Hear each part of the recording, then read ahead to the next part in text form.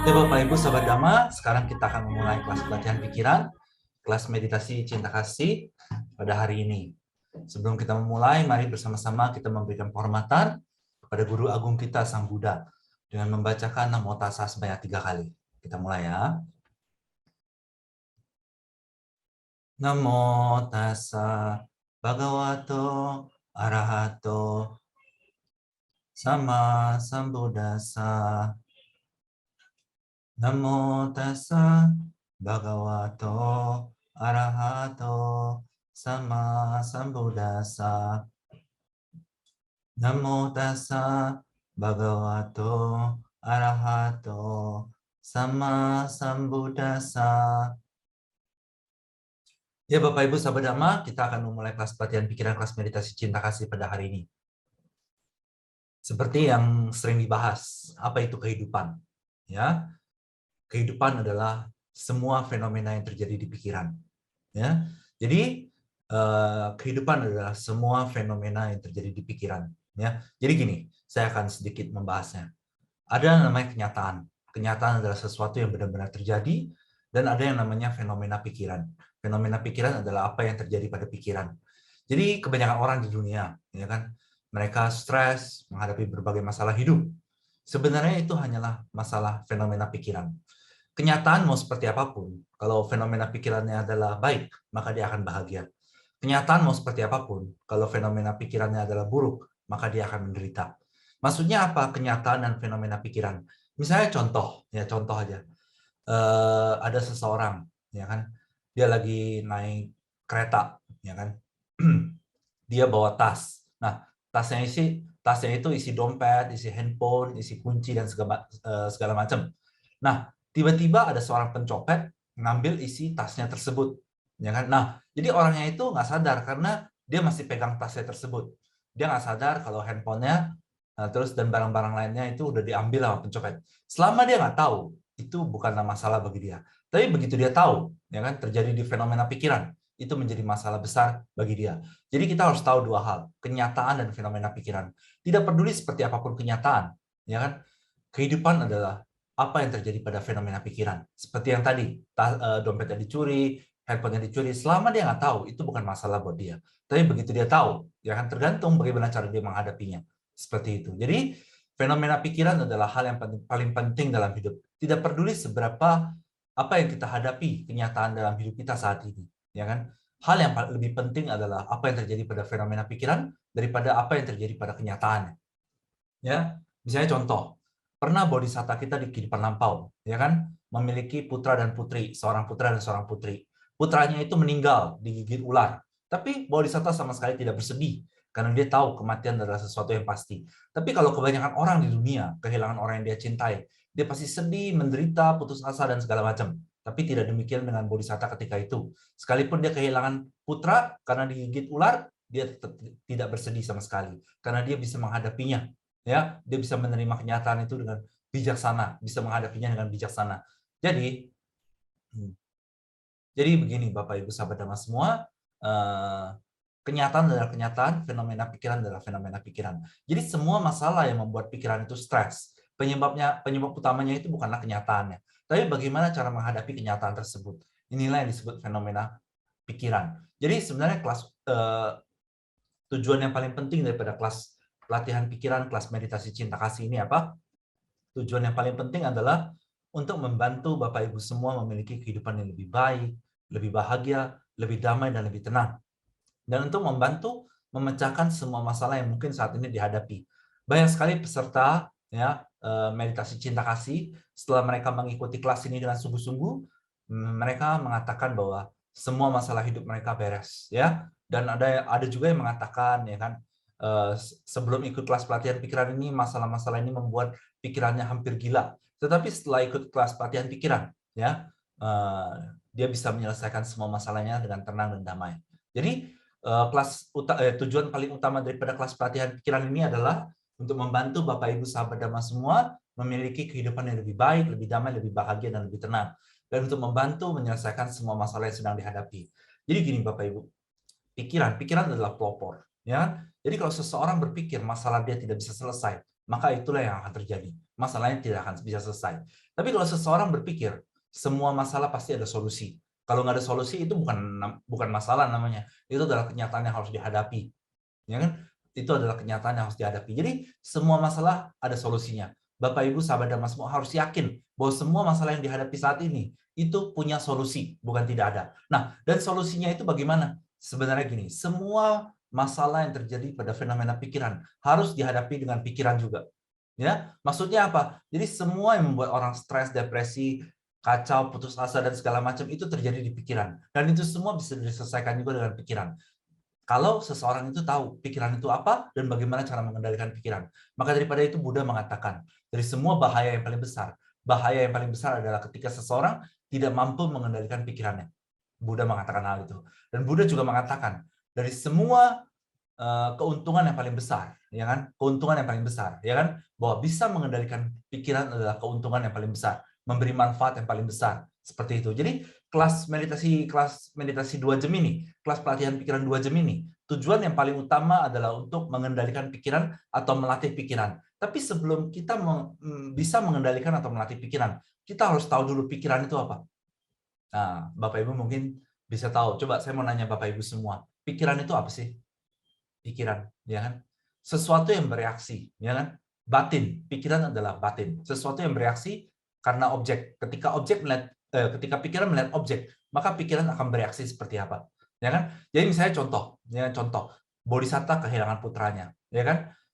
Maksudnya di kehidupan lampau Buddha ketika masih menjadi Bodhisatta pernah kehilangan putranya karena digigit ular. Nah, objek pikiran Bodhisatta adalah kehilangan putra karena digigit ular. Tapi Bodhisatta bisa mengendalikan pikirannya, tidak bersedih, menanggapinya dengan bijaksana. Maka daripada itu, dia bisa menyelesaikan masalah itu dengan cepat. Tapi kalau kebanyakan orang, ketika kehilangan orang yang dia cintai, dia akan sedih, dia akan galau, dia akan putus asa, dia akan kecewa. Kenapa? Karena dia tidak bisa melatih pikirannya. Jadi saat ini saya mau nanya Bapak Ibu, objek pikiran Bapak Ibu itu apa?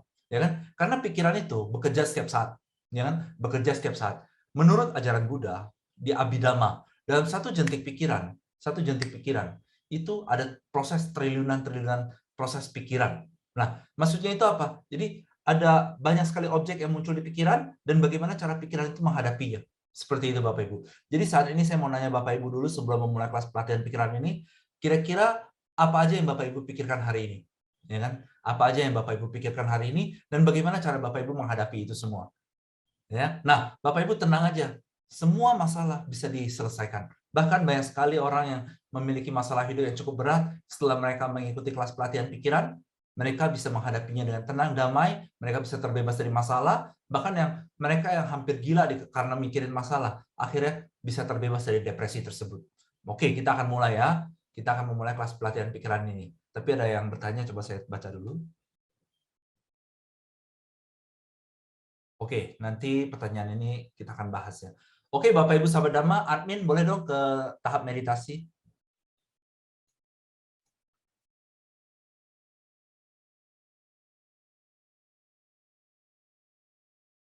Nah, oke. Bapak Ibu bisa baca di layar.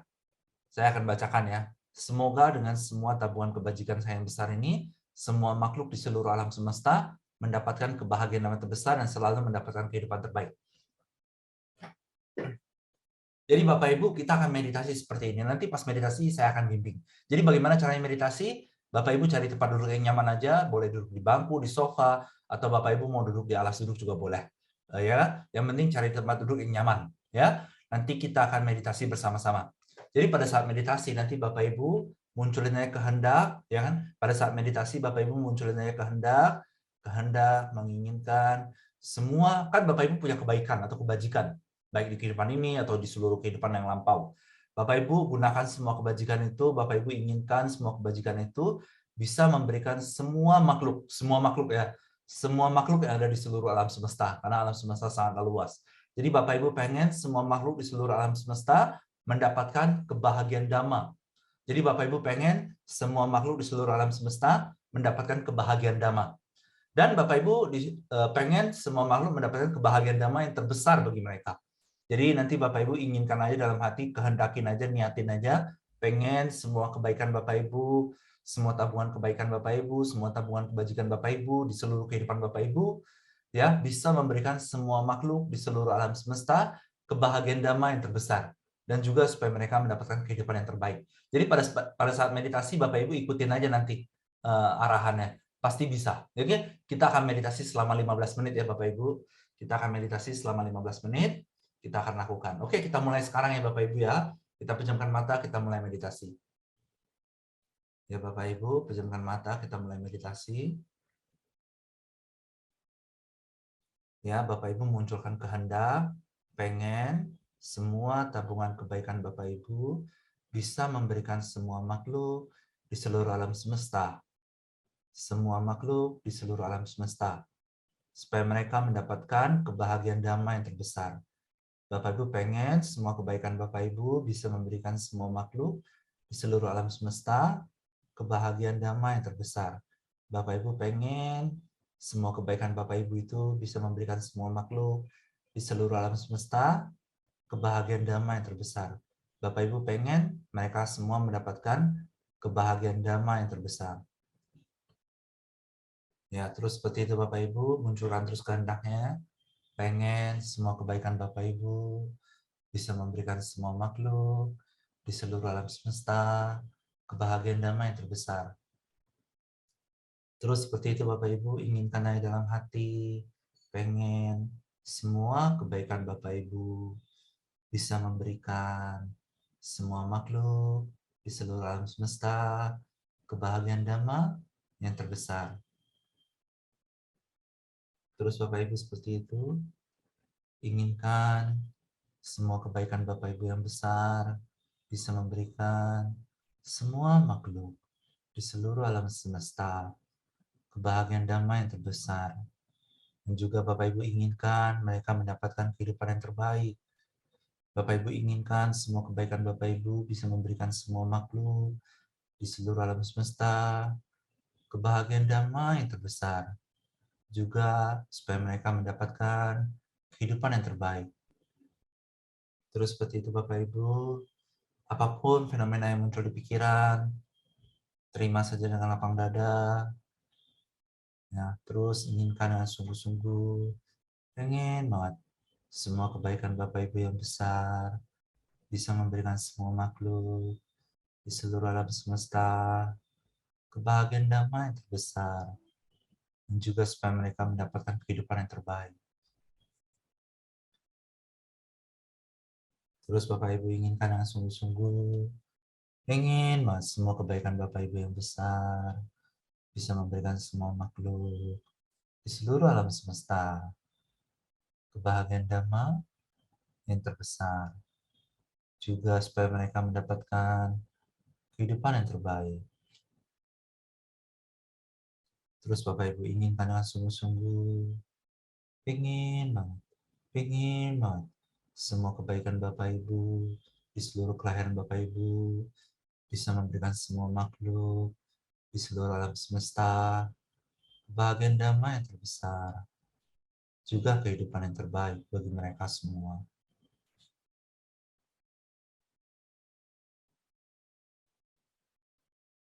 Terus Bapak Ibu inginkan dengan sungguh-sungguh, sepenuh hati, pengen banget semua kebaikan Bapak Ibu yang besar bisa memberikan semua makhluk di seluruh alam semesta kebahagiaan damai yang terbesar, juga kehidupan yang terbaik untuk mereka.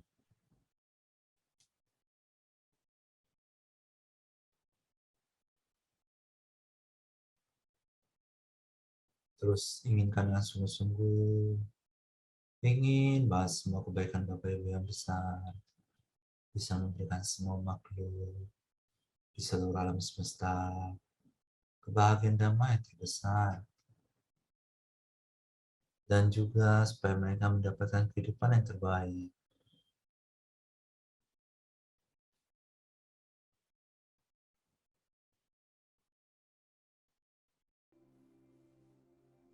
Ya, terus kehendaki, inginkan dengan sungguh-sungguh sepenuh hati, ingin banget semua kebaikan Bapak Ibu yang besar bisa memberikan semua makhluk di seluruh alam semesta kebahagiaan damai yang terbesar, dan juga supaya mereka mendapatkan kehidupan yang terbaik.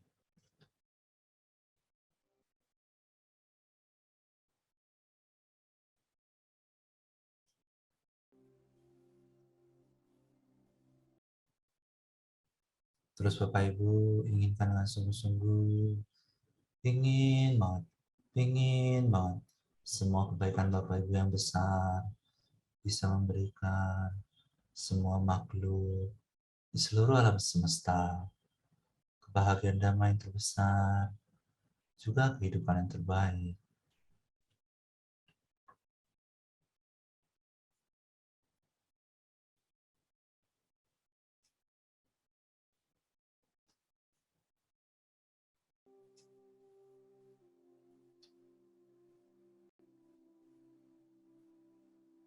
Inginkan dengan sungguh-sungguh Bapak Ibu, ingin banget, semua kebaikan Bapak Ibu yang besar bisa memberikan semua makhluk di seluruh alam semesta kebahagiaan damai yang terbesar, dan juga supaya mereka mendapatkan kehidupan yang terbaik.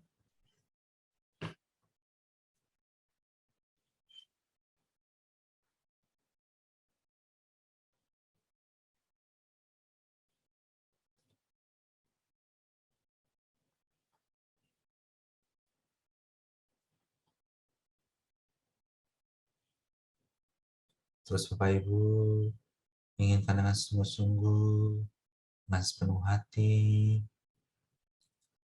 ingin banget dengan sepenuh hati semua kebaikan Bapak Ibu yang besar yang Bapak Ibu kumpulkan di banyak kehidupan, di seluruh kehidupan Bapak Ibu bisa memberikan semua makhluk di seluruh alam semesta kebahagiaan damai yang terbesar, dan juga supaya mereka mendapatkan kehidupan yang terbaik.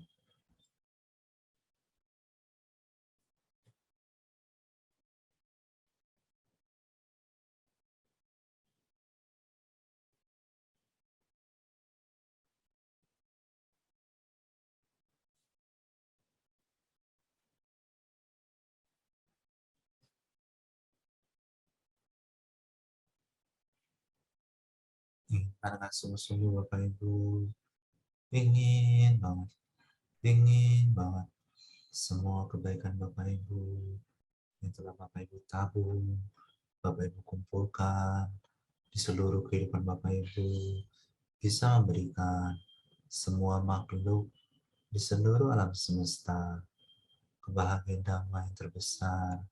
Bapak Ibu pengen semua makhluk di seluruh alam semesta mendapat kebahagiaan damai terbesar, dan juga supaya mereka mendapatkan kehidupan yang terbaik.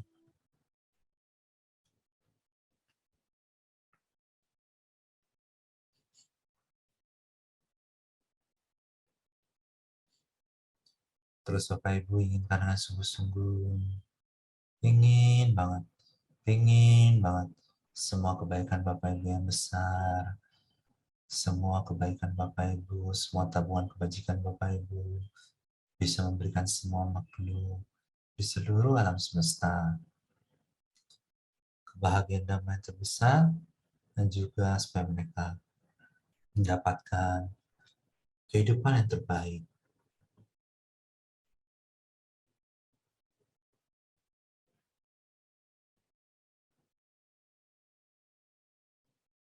Terus inginkan sungguh-sungguh Bapak Ibu, pengen banget dengan sepenuh hati semua kebaikan Bapak Ibu yang besar bisa memberikan semua makhluk di seluruh alam semesta kebahagiaan damai yang terbesar, dan juga supaya mereka mendapatkan kehidupan yang terbaik.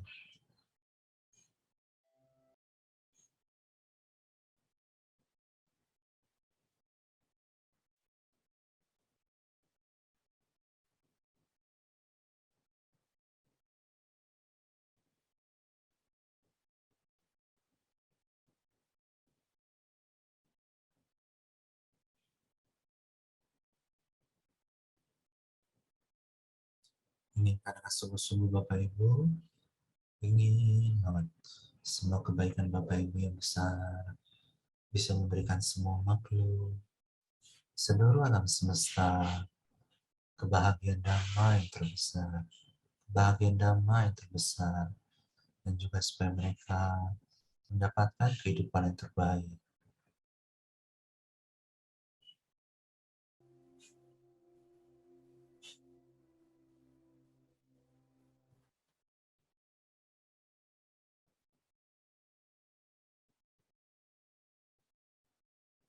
Terus Bapak Ibu ingin karena sungguh-sungguh ingin banget semua kebaikan Bapak Ibu yang besar bisa memberikan semua makhluk di seluruh alam semesta kebahagiaan damai yang terbesar, dan juga supaya mereka mendapatkan kehidupan yang terbaik.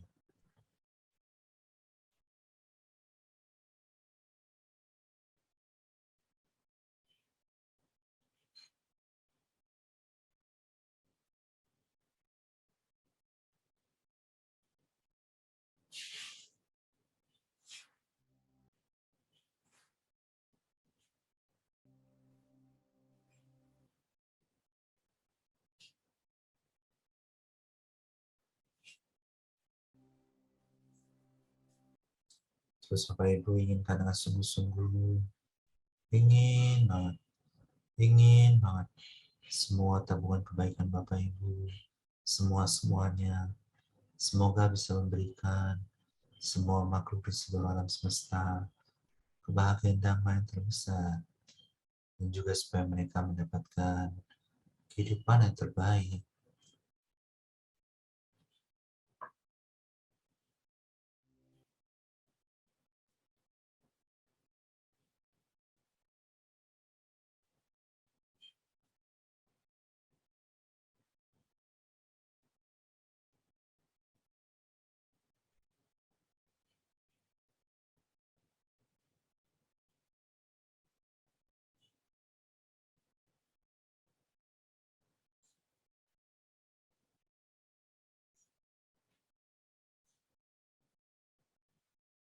Terus Bapak Ibu inginkan dengan sungguh-sungguh, dengan sepenuh hati, ingin bahas semua kebaikan Bapak Ibu, semuanya bisa memberikan semua makhluk di seluruh alam semesta kebahagiaan damai yang terbesar, dan juga kehidupan yang terbaik untuk mereka semua.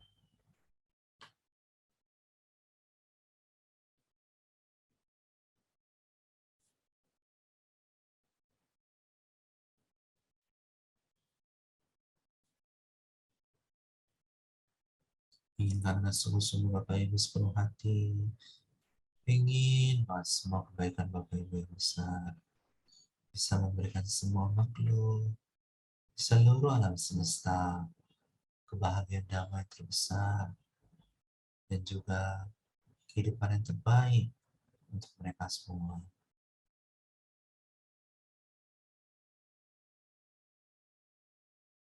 Terus Bapak Ibu inginkan dengan sungguh-sungguh, ingin banget semua kebaikan Bapak Ibu, semuanya bisa memberikan semua makhluk di seluruh alam semesta bahagia damai yang terbesar, dan juga kehidupan yang terbaik untuk semuanya.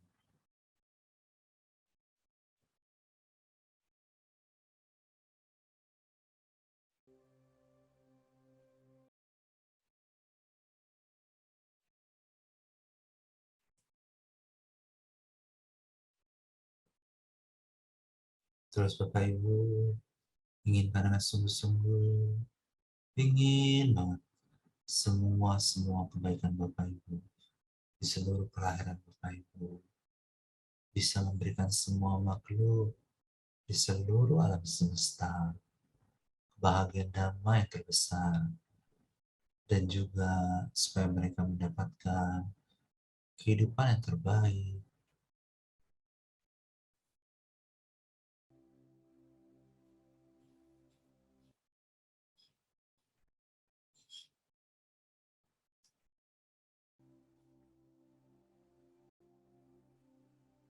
inginkan dengan sungguh-sungguh Bapak Ibu, banget, sepenuh hati, semua kebaikan Bapak Ibu yang besar bisa memberikan semua makhluk di seluruh alam semesta kebahagiaan damai yang terbesar dan juga kehidupan yang terbaik untuk mereka semua.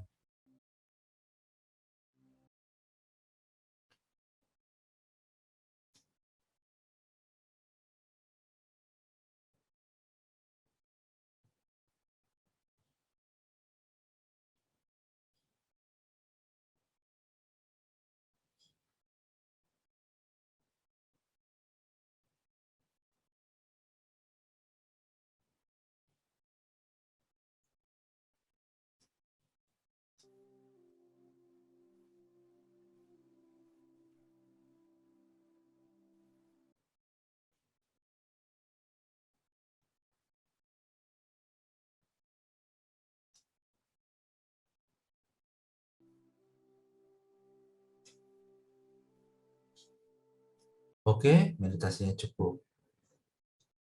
Ya.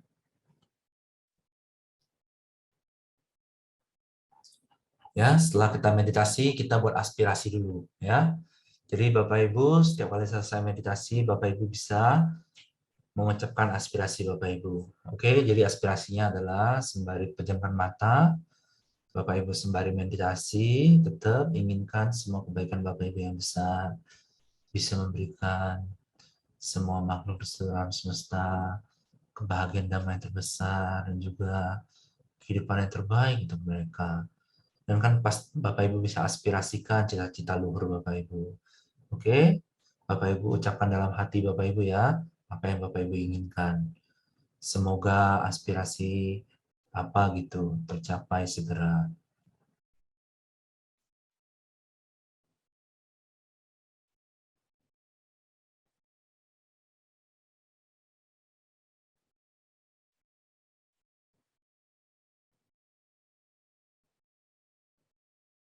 Oke. Nah, aspirasi Bapak Ibu pasti tercapai. Nah, pasti tercapai. Karena Bapak Ibu telah menenangkan diri selama 15 menit. Ya. Jadi pikirannya itu menjadi sangat kuat, ya, sangat jernih, sangat kuat. Sehingga apapun yang dipikirkan itu bisa terjadi. Jadi gini, ya. Jadi gini sebenarnya. Semua orang di dunia pengen kaya. Tapi kenapa nggak semua mereka kaya? Karena gini, karena saat mereka, ya kan mereka dalam keseharian mereka, ketika mereka berpikir apa yang mereka inginkan dalam hidup, mereka bernegatif thinking, ya kan? Wah nggak bisa lah, susah lah, nggak mungkin lah, inilah itulah, atau misalnya dia selalu merasa kekurangan, ya kan? Wah penghasilan cuma segini, wah nggak bersyukur, ya kan cuma segini, gini, segala macam, ya kan? Nah maka daripada itu pikiran-pikiran yang tidak terkendali itu mengganggu mereka untuk mencapai apa yang mereka cita-citakan dalam hidup. Tapi beda dengan Bapak Ibu. Kenapa? Bapak Ibu tadi 15 menit menenangkan diri dengan meditasi cinta kasih. Dan meditasinya luar biasa. Kenapa? Karena meditasi ini nggak main-main kebajikannya. Bapak Ibu pengen semua kebaikan Bapak Ibu bisa memberikan semua makhluk di seluruh alam semesta yang tidak terhitung jumlahnya. Supaya mereka mendapatkan kebahagiaan dhamma. Juga yang terbesar. Sebenarnya apalagi yang bisa diberikan yang lebih bagus daripada kebahagiaan dhamma terbesar? Tidak ada, ya kan? Kebahagiaan dhamma terbesar. Bapak Ibu memberikan semua kebaikan Bapak Ibu supaya mereka mendapatkan kebahagiaan dhamma yang terbesar. Juga Bapak Ibu pengen mereka mendapatkan kehidupan yang terbaik. Apalagi kehidupan yang lebih baik daripada kehidupan yang terbaik. Maka daripada itu apapun yang Bapak Ibu cita-citakan pasti tercapai semua. Karena selama 15 menit tadi Bapak Ibu bisa tenangkan pikiran Bapak Ibu. Seperti itu. Jadi kalau Bapak Ibu punya cita-cita atau punya aspirasi yang ingin dicapai atau pengen selesai dari masalah hidup, meditasi aja. 5 menit, 10 menit, 15 menit seperti tadi. Pengen semua kebaikannya bisa memberikan semua makhluk, kebahagiaan yang terbesar, kehidupan terbaik. Kalau Bapak Ibu pas meditasi ada pikirannya lari, ini aja nyalain YouTube ya. Kan kelas meditasi ini di-upload di YouTube. Di bagian meditasinya Bapak Ibu save 15 menit, ya udah 15 menit meditasi seperti itu. Habis itu buat aspirasi, aspirasinya pasti tercapai semua. Bapak Ibu sahabat Dhamma kalau ada pertanyaan tentang apapun silakan ya. Tentang meditasi boleh, tentang kehidupan boleh, tentang dhamma boleh, tentang apapun boleh. Nanti kita akan diskusikannya bersama-sama. Jadi sebenarnya Bapak Ibu sahabat Dhamma, pikiran adalah pelopor, pikiran adalah pembentuk. Jadi ketika Bapak Ibu pengen semua makhluk mendapat kebahagiaan Dhamma terbesar, itulah yang Bapak Ibu bakal dapatkan terus lagi dan lagi, lagi dan lagi, lagi dan lagi. Ketika Bapak Ibu pengen semua makhluk mendapatkan kehidupan yang terbaik, itu yang Bapak Ibu akan dapatkan kehidupan terbaik lagi dan lagi, lagi dan lagi, lagi dan lagi. Seperti itu Bapak Ibu sahabat Dhamma semua. Jadi gini, kenapa kebanyakan orang di dunia ini menderita? Karena mereka menginginkan penderitaan bagi yang lain. Jadi misalnya contoh, dia pengen orang lain menderita. Itu kan ada di pikiran dia. Dia pengen orang lain menderita. Karena dia menginginkan kondisi tersebut, maka dia akan menderita seperti yang dia inginkan terjadi pada orang lain. Misalnya contoh, ya, contoh, misalnya contoh, ya, dulu pernah ada 7 biku, ya 7 biku. 7 biku ini ingin mengunjungi Buddha, ya kan? Ketika zaman Buddha masih hidup, ketika Buddha masih hidup di dunia, 7 biku ini ingin mengunjungi Buddha. Nah, pada saat ingin mengunjungi Buddha kan perjalanan jauh. Jadi mereka beristirahat di sebuah gua. Jadi ada gua, mereka istirahat untuk berteduh gitu. Nah, ketika 7 biku ini ada di dalam gua, tiba-tiba ada sebuah batu yang besar menutup lubang gua tersebut. Jadi batu tersebut menutup lubang gua tersebut. Nah, ketika 7 hari batu tersebut mereka mencoba menggeser batu itu berkali-kali lagi dan lagi. Orang yang di luar juga mencoba menggeser batu itu berkali-kali, tapi nggak bisa. Akhirnya setelah hari ke-7 tiba-tiba batu tersebut pindah sendiri, ya, bergeser sendiri. Akhirnya kebuka lubang gua tersebut dan biku tersebut keluar dari gua itu. Ya haus, lapar pasti ya. Terus habis itu mereka para biku berkunjung kepada Buddha dan bertanya, kenapa hal ini bisa terjadi pada diri mereka. Lalu Buddha menjelaskan, di masa lampau 7 biku tersebut adalah 7 pemuda. Nah, suatu hari 7 pemuda tersebut ya melihat kadal. Kadal atau binatang apa gitulah. Seperti di Tipitaka sih disebut translatean Indonesia disebutnya kadal. Nah, jadi kadal tersebut ya kan 7 pemuda ini ingin makan kadal tersebut, ingin dimakan. Kadal tersebut ketakutan masuk ke dalam gua. Nah, di gua tersebut ada banyak lubang. Nah, mereka kan berpikir, oh mereka harus pergi ke suatu tempat, jadi harus buru-buru, nggak sempat untuk tangkap kadal itu. Jadi kayak gini caranya, kan mungkin kalau di lubang kadal tersebut mungkin ada beberapa lubang. Nah, semua lubangnya itu ditutup pakai batu kecuali satu lubang. Tapi lubang itu kadalnya nggak mau keluar-keluar. Akhirnya pemuda itu berpikir, oke lah pergi dulu, nanti baru ditangkap lagi. Jadi ditutup lubangnya. Jadi semua lubangnya ditutup. Nah, terus mereka pergi. Setelah 7 hari mereka kembali. Terus mereka ingat, oh ya di lubang itu kan ada kadal. Ayo kita makan. Mereka pengen makan. Jadi dibuka batunya. Pada saat dibuka, kadalnya itu menderita sekali, kelaparan, kehausan, nggak ada tenaga, nggak bisa kabur. Mereka jadi iba. Nah, jadi memakan itu. Nah, jadi di 7 pemuda itu di pikirannya ada apa? Jadi ada makhluk hidup, ada kadal. Lalu kadal itu masuk gua, ditutup semua lubangnya.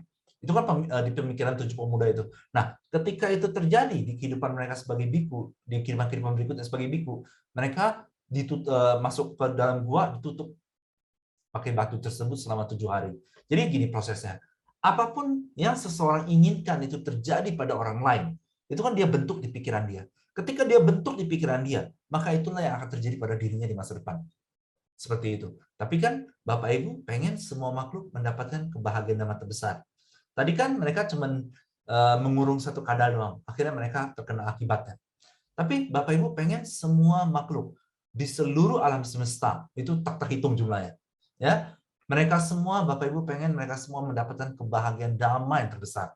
Otomatis Bapak Ibu bakal dapat kebahagiaan damai terus lagi dan lagi, lagi dan lagi. Kebahagiaan damai itu apa sih? Semua kebahagiaan yang bisa didapatkan melalui ajaran Buddha itu disebut kebahagiaan dhamma. Ya, jadi ada banyak sekali Bapak Ibu bisa baca di Tipitaka, manfaat berdana, manfaat jalankan sila, manfaat meditasi, manfaat apapun lah, banyak, ya kan? Terus pelimpahan jasa dan semua. Nah, Bapak Ibu akan dapatkan semua kebahagiaan dhamma terbesar itu lagi dan lagi, lagi dan lagi seperti ketenangan, kedamaian, keharmonisan, semua. Bapak Ibu akan dapatkan lagi dan lagi, lagi dan lagi, lagi dan lagi. Terus Bapak Ibu juga pengen semua makhluk mendapat kehidupan yang terbaik. Maksudnya kehidupan terbaik itu apa? Kehidupan yang paling baik yang bisa didapatkan seseorang itu disebut kehidupan yang terbaik. Bukan berarti menjadi kaya raya, punya 10 gedung, punya 7 Ferrari, punya rumah di mana-mana dan segala macam, bukan punya kekuasaan yang besar, itu belum tentu kehidupan yang terbaik. Kehidupan terbaik adalah kehidupan yang terbaik yang bisa didapatkan seseorang. Bapak Ibu pengen semua makhluk mendapatkan kehidupan terbaik, bukan cuma satu makhluk, dua makhluk. Maka daripada itu Bapak Ibu akan dapatkan kehidupan yang terbaik. Seperti itu. Dan ketika Bapak Ibu selesai meditasi, Bapak Ibu aspirasi di dalam pikiran. Seperti ini, seperti ini, seperti ini. Maka itulah yang akan terjadi pada Bapak Ibu di masa depan. Seperti itu. Jadi kebanyakan orang di dunia kenapa hidupnya menderita? Karena mereka jarang sekali menginginkan kebahagiaan bagi yang lain. Mereka lebih sering menginginkan penderitaan bagi yang lain. Seperti itu Bapak Ibu. Makanya mereka hidupnya cenderung menderita. Nah, jadi Bapak Ibu, sahabat Damas semua nggak perlu pusing lagi akan semua masalah hidup Bapak Ibu. Kenapa? Karena dengan meditasi semua masalah bisa beres. Bisa beres, benar-benar bisa beres. Jadi Bapak Ibu meditasi aja 10 menit, 15 menit, lagi dan lagi, lagi dan lagi. Maka semua masalah bisa beres. Kebanyakan orang kenapa masalah hidupnya nggak pernah beres?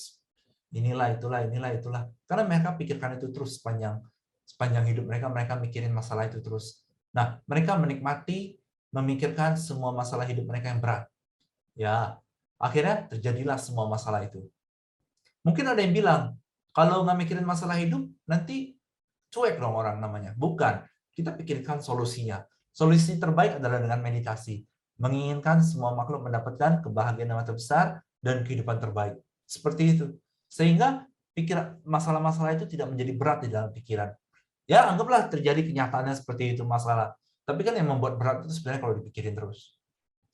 Seperti itu Bapak Ibu. Oke Bapak Ibu, kalau ada pertanyaan tentang apapun, baik tentang Dhamma, tentang kehidupan, tentang meditasi, silakan aja ketik di kolom chat, nanti kita akan mendiskusikannya sama-sama.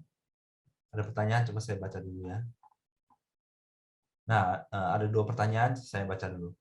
Dari salah satu sahabat Dhamma kita.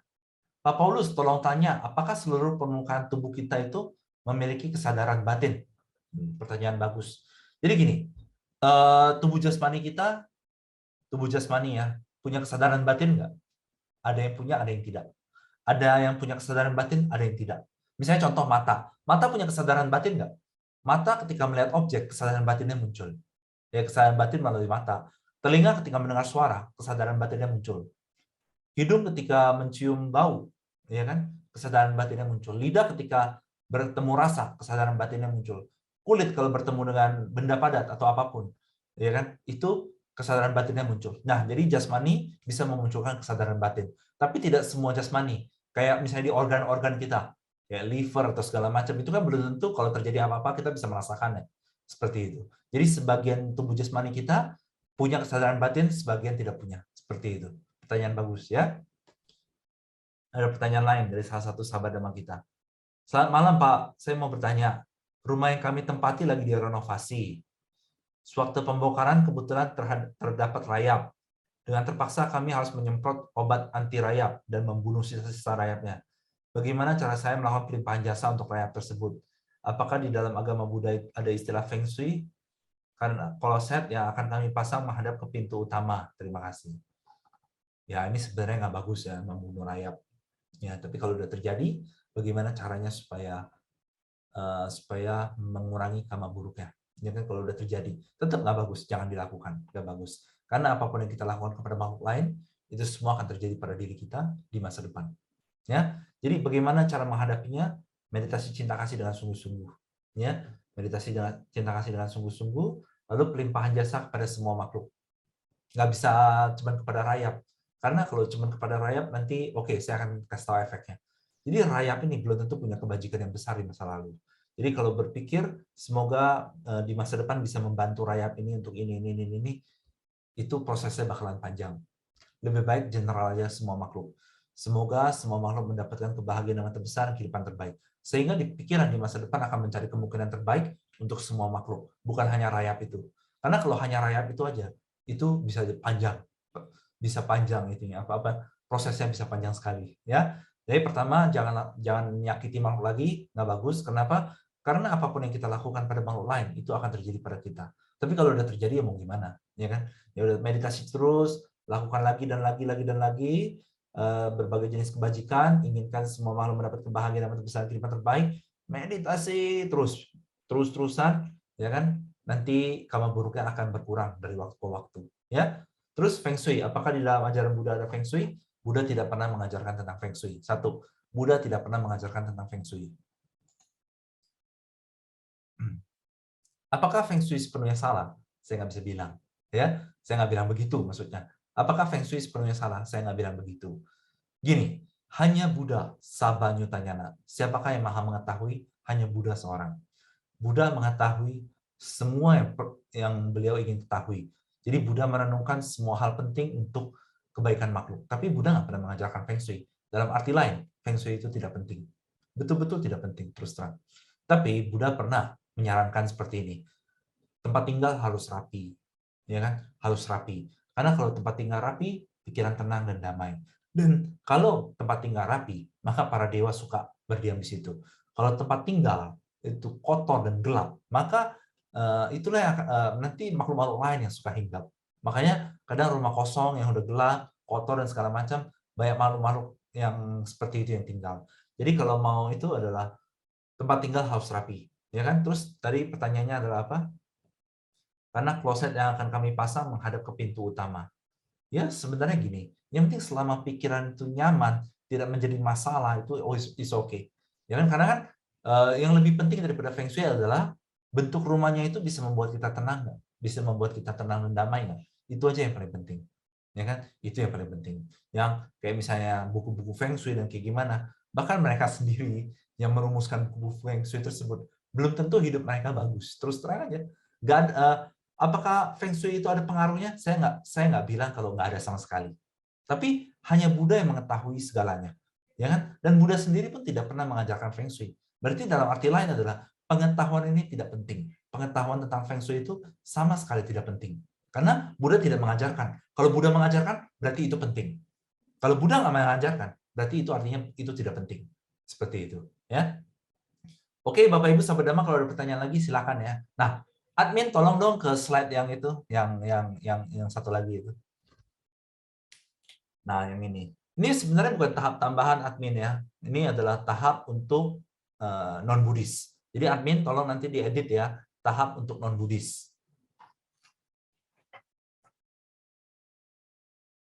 Nah, jadi kalau misalnya Bapak Ibu sahabat Dhamma punya teman-teman non-Buddhis atau siapapun yang non-Buddhis mau membantu mengajarkan meditasi kepada mereka, ini caranya. Jadi mereka kan belum tentu punya keyakinan pada Dhamma, tapi Dhammanya di sini diganti dengan kalimatnya diganti dengan kebenaran. Kebenaran adalah Dhamma, Dhamma adalah kebenaran. Jadi sebenarnya kita tidak pernah memaksakan siapapun untuk menjadi Buddhis atau tidak. Kita hanya memberikan kesempatan pada mereka untuk mengenal kebenaran. Seperti itu. Jadi Bapak Ibu nanti bisa sharing kepada mereka, kita meditasi aja, inginkan semoga saya bisa mendapatkan kebahagiaan terbesar dalam kebenaran. Seperti itu. Bapak Ibu bisa sharing kepada mereka seperti itu. Semoga saya bisa mendapatkan kebahagiaan terbesar di dalam kebenaran. Semoga semua keluarga saya bisa mendapatkan kebahagiaan terbesar dalam kebenaran.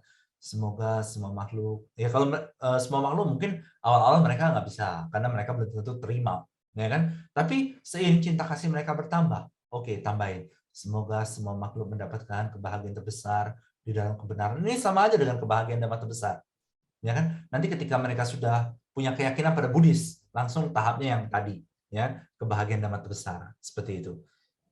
Ya, dan mendapatkan kehidupan yang terbaik. Ya, jadi kalau ini kehidupan terbaik mungkin semua orang tahu lah, semua orang ngerti. Banyak juga yang awalnya non Buddhis setelah melatih meditasi, cinta kasih, ya kan, mereka keyakinannya menjadi sangat kuat pada Buddhism. Jadi Bapak Ibu, kita harus dengan sungguh-sungguh memotivasi orang, mendorong banyak orang untuk melatih cinta kasih. Kenapa? Jadi gini Bapak Ibu, saya akan sharing sedikit. Di dunia ini kita bagi dua kelompok. Kelompok yang melakukan meditasi cinta kasih, yang menginginkan semua kebaikan yang bisa memberikan semua makhluk kebahagiaan dan terbesar, dan mereka yang tidak. Hidup mereka jauh sekali berbeda. Jauh. Kalau Bapak Ibu, ya pasti Bapak Ibu pernah yang di kehidupan lampau melihat, di masa lalu pernah melihat orang-orang menjalani hidup seperti apa. Stres karena keluarga, stres karena keuangan, ini dan itu, ini dan itu, ini dan itu. Semuanya itu bisa selesai dengan meditasi cinta kasih. Kenapa? Saya akan kasih tahu sedikit. Ya kan? Admin balik lagi dong ke yang step tadi. Karena ketika seseorang menginginkan semua makhluk mendapat kebahagiaan dan terbesar kehidupan terbaik, itu para dewa dan Brahma sudah melindungi orang itu. Sebenarnya tidak ada lagi yang perlu dipusingkan. Bagaimana taunya para dewa dan Brahma akan membantu orang itu? Ya kan? Taunya adalah, ya kan, kita Buddhism kita tahu, kita belajar Tipitaka, kita harus punya keyakinan juga Bapak Ibu. Jadi gini, nggak semua hal itu kita bisa analisa sendiri tanpa bantuan ajaran Buddha. Ya, tidak semua hal itu kita bisa analisa sendiri tanpa bantuan ajaran Buddha. Mungkin sebagian hal bisa, tapi sebagian besar hal itu kita cuma bisa analisa dengan bantuan ajaran Buddha. Buddha mengatakan dewa ada, Brahma ada. Kenapa kita harus yakin pada Buddha? Kenapa? Jadi gini Bapak Ibu, di dunia ini ada orang-orang bajik, ya kan? Orang-orang bijaksana, orang-orang bermoral, ya. Mereka aja adalah pengikut Buddha. Berarti berapa bijaksana Buddha itu? Berapa bermoral? Masa Buddha bohong? Di Tipitaka mengatakan dewa itu ada, Brahma itu ada, dewa akan melindungi orang yang berkeyakinan pada Buddha dan Sangha dan penuh cinta kasih. Ya nggak mungkin Buddha bohong. Bahkan pengikutnya saja memiliki kebijaksanaan yang besar, memiliki cinta kasih yang besar, memiliki moral yang besar. Ya, apalagi guru agungnya yang maha sempurna. Ya kan? Bapak Ibu bisa baca di Tipitaka. Semua ajaran Buddha tanpa celah. Jadi ketika Buddha mengatakan dewa itu ada, Brahma itu ada, dan dewa Brahma akan melindungi siapapun yang punya keyakinan pada Buddha dan Sangha dan memiliki cinta kasih. Jadi gini, maksudnya saya sharing ini apa? Jadi ketika seseorang melakukan meditasi cinta kasih dengan sungguh-sungguh, di hari pertama mereka melakukan cinta kasih meditasi dengan sungguh-sungguh, hidup mereka sudah berubah. Baik secara ekonomi, baik secara kesehatan. Kalau kesehatan mungkin butuh waktu lah, harus olahraga dan ini, tapi akan dikondisikan oleh para dewa dan Brahma. Kalau masalah keluarga gimana? Jadi gini, seseorang yang meditasi cinta kasih dengan sungguh-sungguh, ya kan, akan mempengaruhi energi cinta kasihnya kepada keluarganya, teman-temannya, orang terdekatnya, ini dan itu segala macam. Tapi kalau masih ada orang yang rese gimana? Masih ada orang yang berusaha menyakiti gimana? Para dewa dan Brahma akan menanti waktu. Apakah orang ini akan berubah? Kalau nggak akan, dia akan disingkirkan jauh-jauh daripada orang yang punya cinta kasih. Banyak kejadian sudah seperti ini. Banyak. Jadi saya sudah sering dengar. Jadi ada orang melatih cinta kasih dengan sungguh-sungguh, ada orang usik mereka.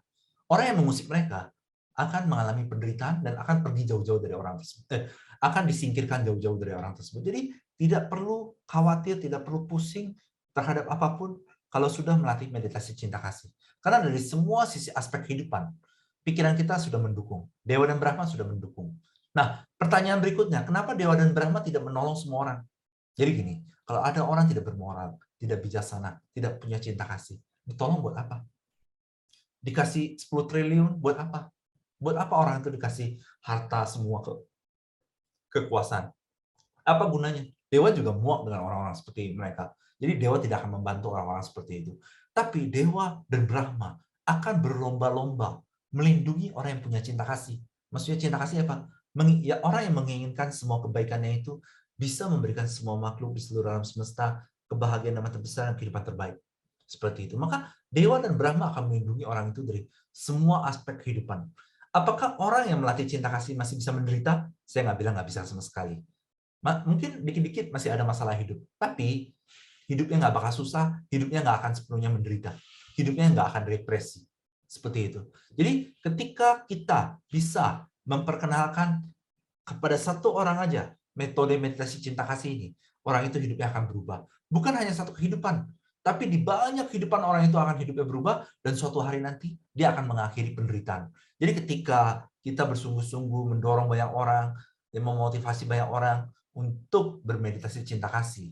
Yang penting ini, yang penting dia ada keinginan dalam hatinya, pengen semua kebaikan dia, semua tabungan kebaikan dia bisa memberikan semua makhluk kebahagiaan yang terbesar, kehidupan terbaik. Sekalipun dia bukan Buddhis pada awalnya, hidupnya akan berubah drastis seperti itu. Jadi semakin kita memperkenalkan meditasi cinta kasih ini kepada banyak orang, ini bagus untuk banyak orang. Ya, ada pertanyaan, coba saya baca dulu dari salah satu sahabat nama kita. Pak, saya non-Buddhis, saya Kristen dan sebagai arsitek memperdalam Feng Shui yang benar. Prinsipnya sejalan dengan prinsip cinta kasih karena Feng Shui yang benar mengajarkan keselarasan manusia pada alam semesta. Ya, setiap orang punya pemikiran masing-masing, saya tidak akan memaksakannya. Tapi menurut ajaran Buddha, Buddha nggak mengajarkan Feng Shui, berarti dalam arti lain Feng Shui itu tidak penting. Itu aja yang saya bisa. Ini menurut pandangan saya, terus terang. Jadi Buddha tidak mengajarkan Feng Shui, dalam arti lain Feng Shui itu tidak penting. Jadi ini menurut pandangan saya. Dan kalau orang lain punya pandangan yang berbeda, ya nggak masalah. Saya nggak akan memaksakan pandangan saya kepada siapapun. Tapi kan tadi ada yang bertanya, saya jawab aja seperti itu. Oke, Bapak Ibu sahabat Dhamma, yang paling penting dalam kehidupan itu apa? Mengontrol pikiran. Ini yang paling penting. Mengontrol pikiran, mengendalikan pikiran. Jadi ketika seseorang bisa mengontrol pikiran mereka, bisa mengendalikan pikiran mereka, maka hidupnya akan bisa menjadi baik. Jadi pertanyaan selanjutnya adalah kehidupan seperti apa yang Bapak Ibu inginkan? Jadi balik lagi ke Bapak Ibu sendiri. Kehidupan seperti apa yang Bapak Ibu inginkan?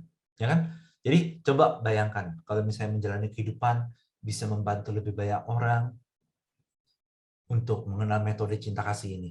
Ya, kehidupan orang itu berubah, bagus sekali. Oke, Bapak Ibu, kita akan meditasi sekali lagi selama 10 menit. Ya, kita akan meditasi lagi selama 10 menit. Jadi selama 10 menit ini, tapi sebelum meditasi coba Bapak Ibu bayangkan dulu kehidupan seperti apa yang Bapak Ibu ingin jalani di masa depan.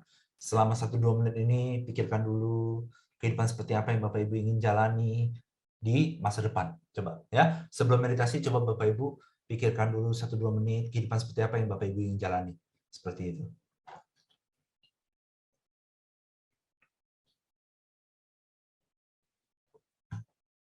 Oke. Terus ya. Oke, kita akan meditasi Bapak Ibu. Kita akan pejamkan mata, kita akan meditasi. Oke, Bapak Ibu sahabat Dhamma semua. Sebelum meditasi, coba pikirkan dulu kehidupan seperti apa yang Bapak Ibu inginkan. Pikirkan di dalam pikiran, ya, di dalam batin. Kehidupan seperti apa yang Bapak Ibu inginkan. Ya, apapun yang muncul di pikiran Bapak Ibu, itu adalah cerminan kehidupan Bapak Ibu di masa depan. Sama persis seperti itu, sama persis.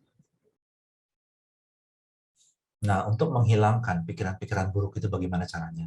Caranya adalah kita akan meditasi. Ya, kita akan meditasi selama 10 menit ya Bapak Ibu ya.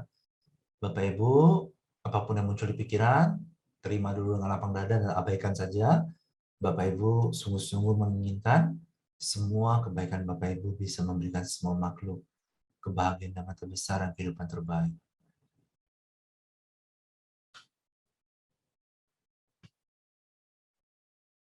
Terus, sambil Bapak Ibu bayangkan kehidupan seperti apa yang Bapak Ibu inginkan.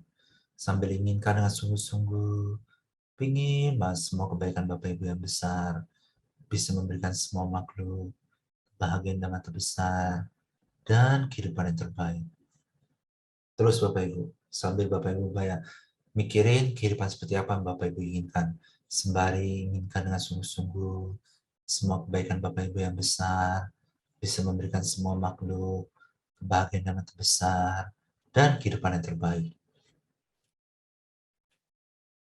Terus sembari Bapak Ibu pikirkan kehidupan seperti apa yang Bapak Ibu inginkan. Sembari cinta kasih inginkan semua kebaikan Bapak Ibu yang besar bisa memberikan semua makhluk di seluruh alam semesta kebahagiaan yang terbesar dan kehidupan terbaik. Terus Bapak Ibu, semua pikiran-pikiran yang mengganggu, beban-beban pikiran, abaikan saja. Jangan dinikmati. Inginkan dengan sungguh-sungguh semua kebaikan Bapak Ibu yang besar bisa memberikan semua makhluk di seluruh alam semesta kebahagiaan yang terbesar dan kehidupan yang terbaik. Terus sembari Bapak Ibu memikirkan seperti apa kehidupan yang Bapak Ibu ingin jalani di masa depan. Pikiran adalah pelopor. Apapun yang muncul di pikiran Bapak Ibu, itu adalah cerminan kehidupan Bapak Ibu di masa depan.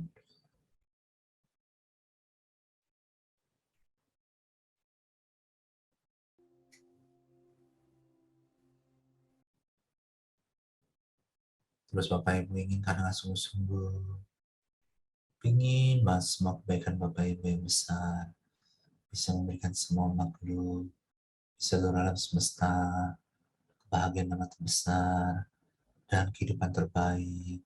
Sembari Bapak Ibu mikirin, kehidupan seperti apa yang Bapak Ibu ingin jalani di masa depan.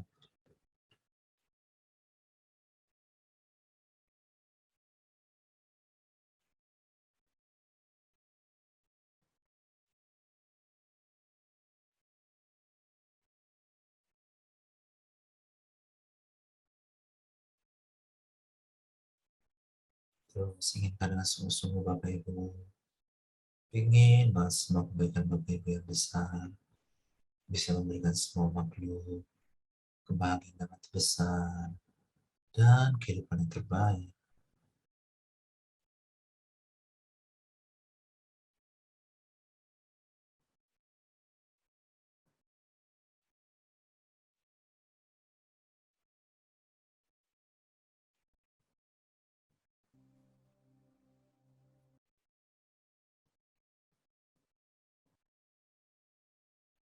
Terus Bapak Ibu inginkan dengan sungguh-sungguh, ingin bahas semua kebaikan Bapak Ibu yang besar, bisa memberikan semua makhluk di seluruh alam semesta, kebahagiaan yang terbesar, dan kehidupan yang terbaik.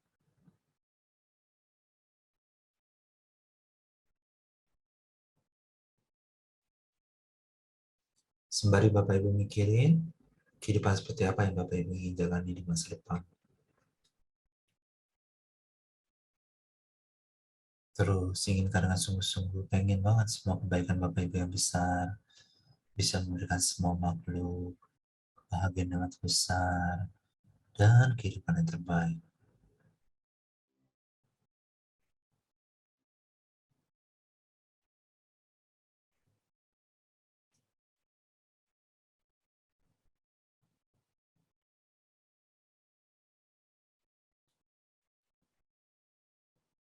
Terus Bapak Ibu inginkan dengan sungguh-sungguh, ingin bahas semua kebaikan Bapak Ibu yang besar, bisa memberikan semua makhluk, kebahagiaan yang terbesar, dan kehidupan yang terbaik.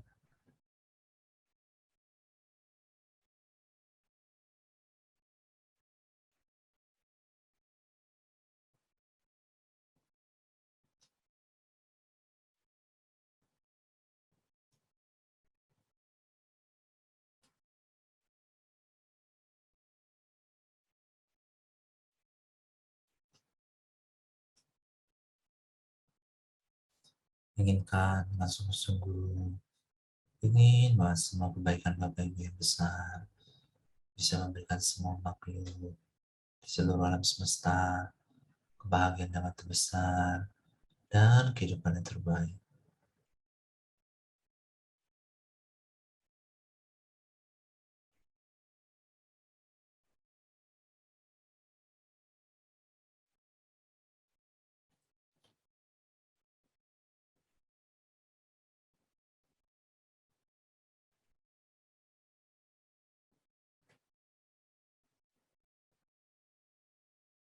Terus Bapak Ibu inginkan dengan sungguh-sungguh, ingin bahas semua kebaikan Bapak Ibu yang besar, bisa memberikan semua makhluk di seluruh alam semesta, kebahagiaan yang terbesar, dan kehidupan yang terbaik.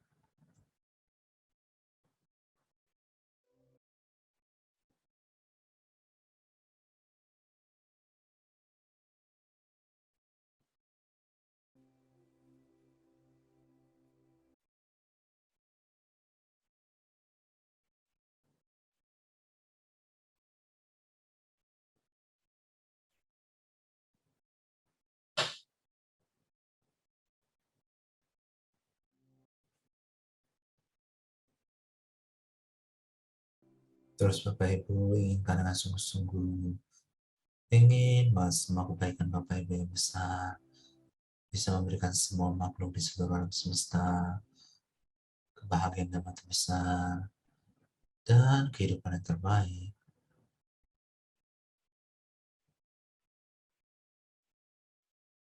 Sembari Bapak Ibu mikirin kehidupan seperti apa yang ingin Bapak Ibu jalani di masa depan.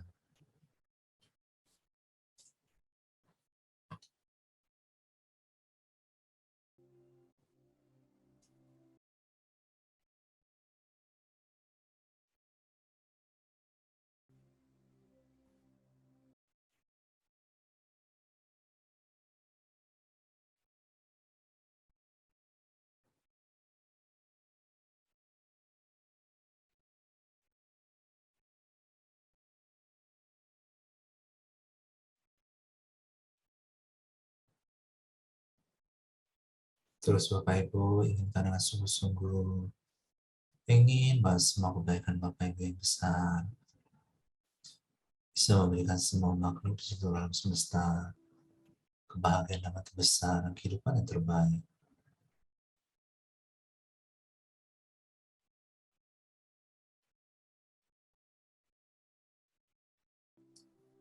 Terus Bapak Ibu inginkan dengan sungguh-sungguh, ingin bahas semua kebaikan Bapak Ibu yang besar, bisa memberikan semua makhluk di seluruh alam semesta, kebahagiaan damai yang terbesar, dan kehidupan yang terbaik.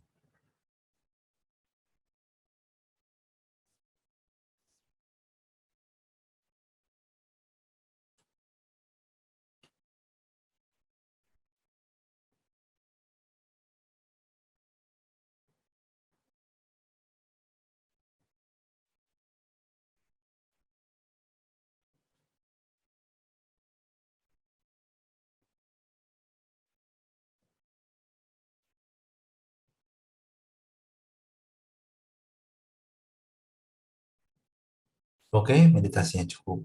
Ya, Bapak Ibu sahabat Dhamma, kalau ada pertanyaan silakan ya.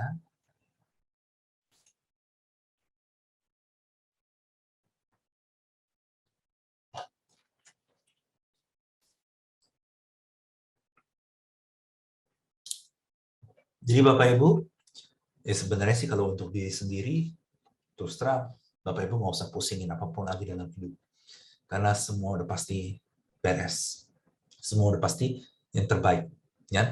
Tapi kalau Bapak Ibu sahabat Dhamma ada suatu cita-cita, ya, pengen motivasi, mendorong banyak orang, supaya bisa, ya kan, supaya bisa mengerti metode meditasi ini, supaya banyak orang yang mempraktekkan, itu bagus sekali. Kenapa?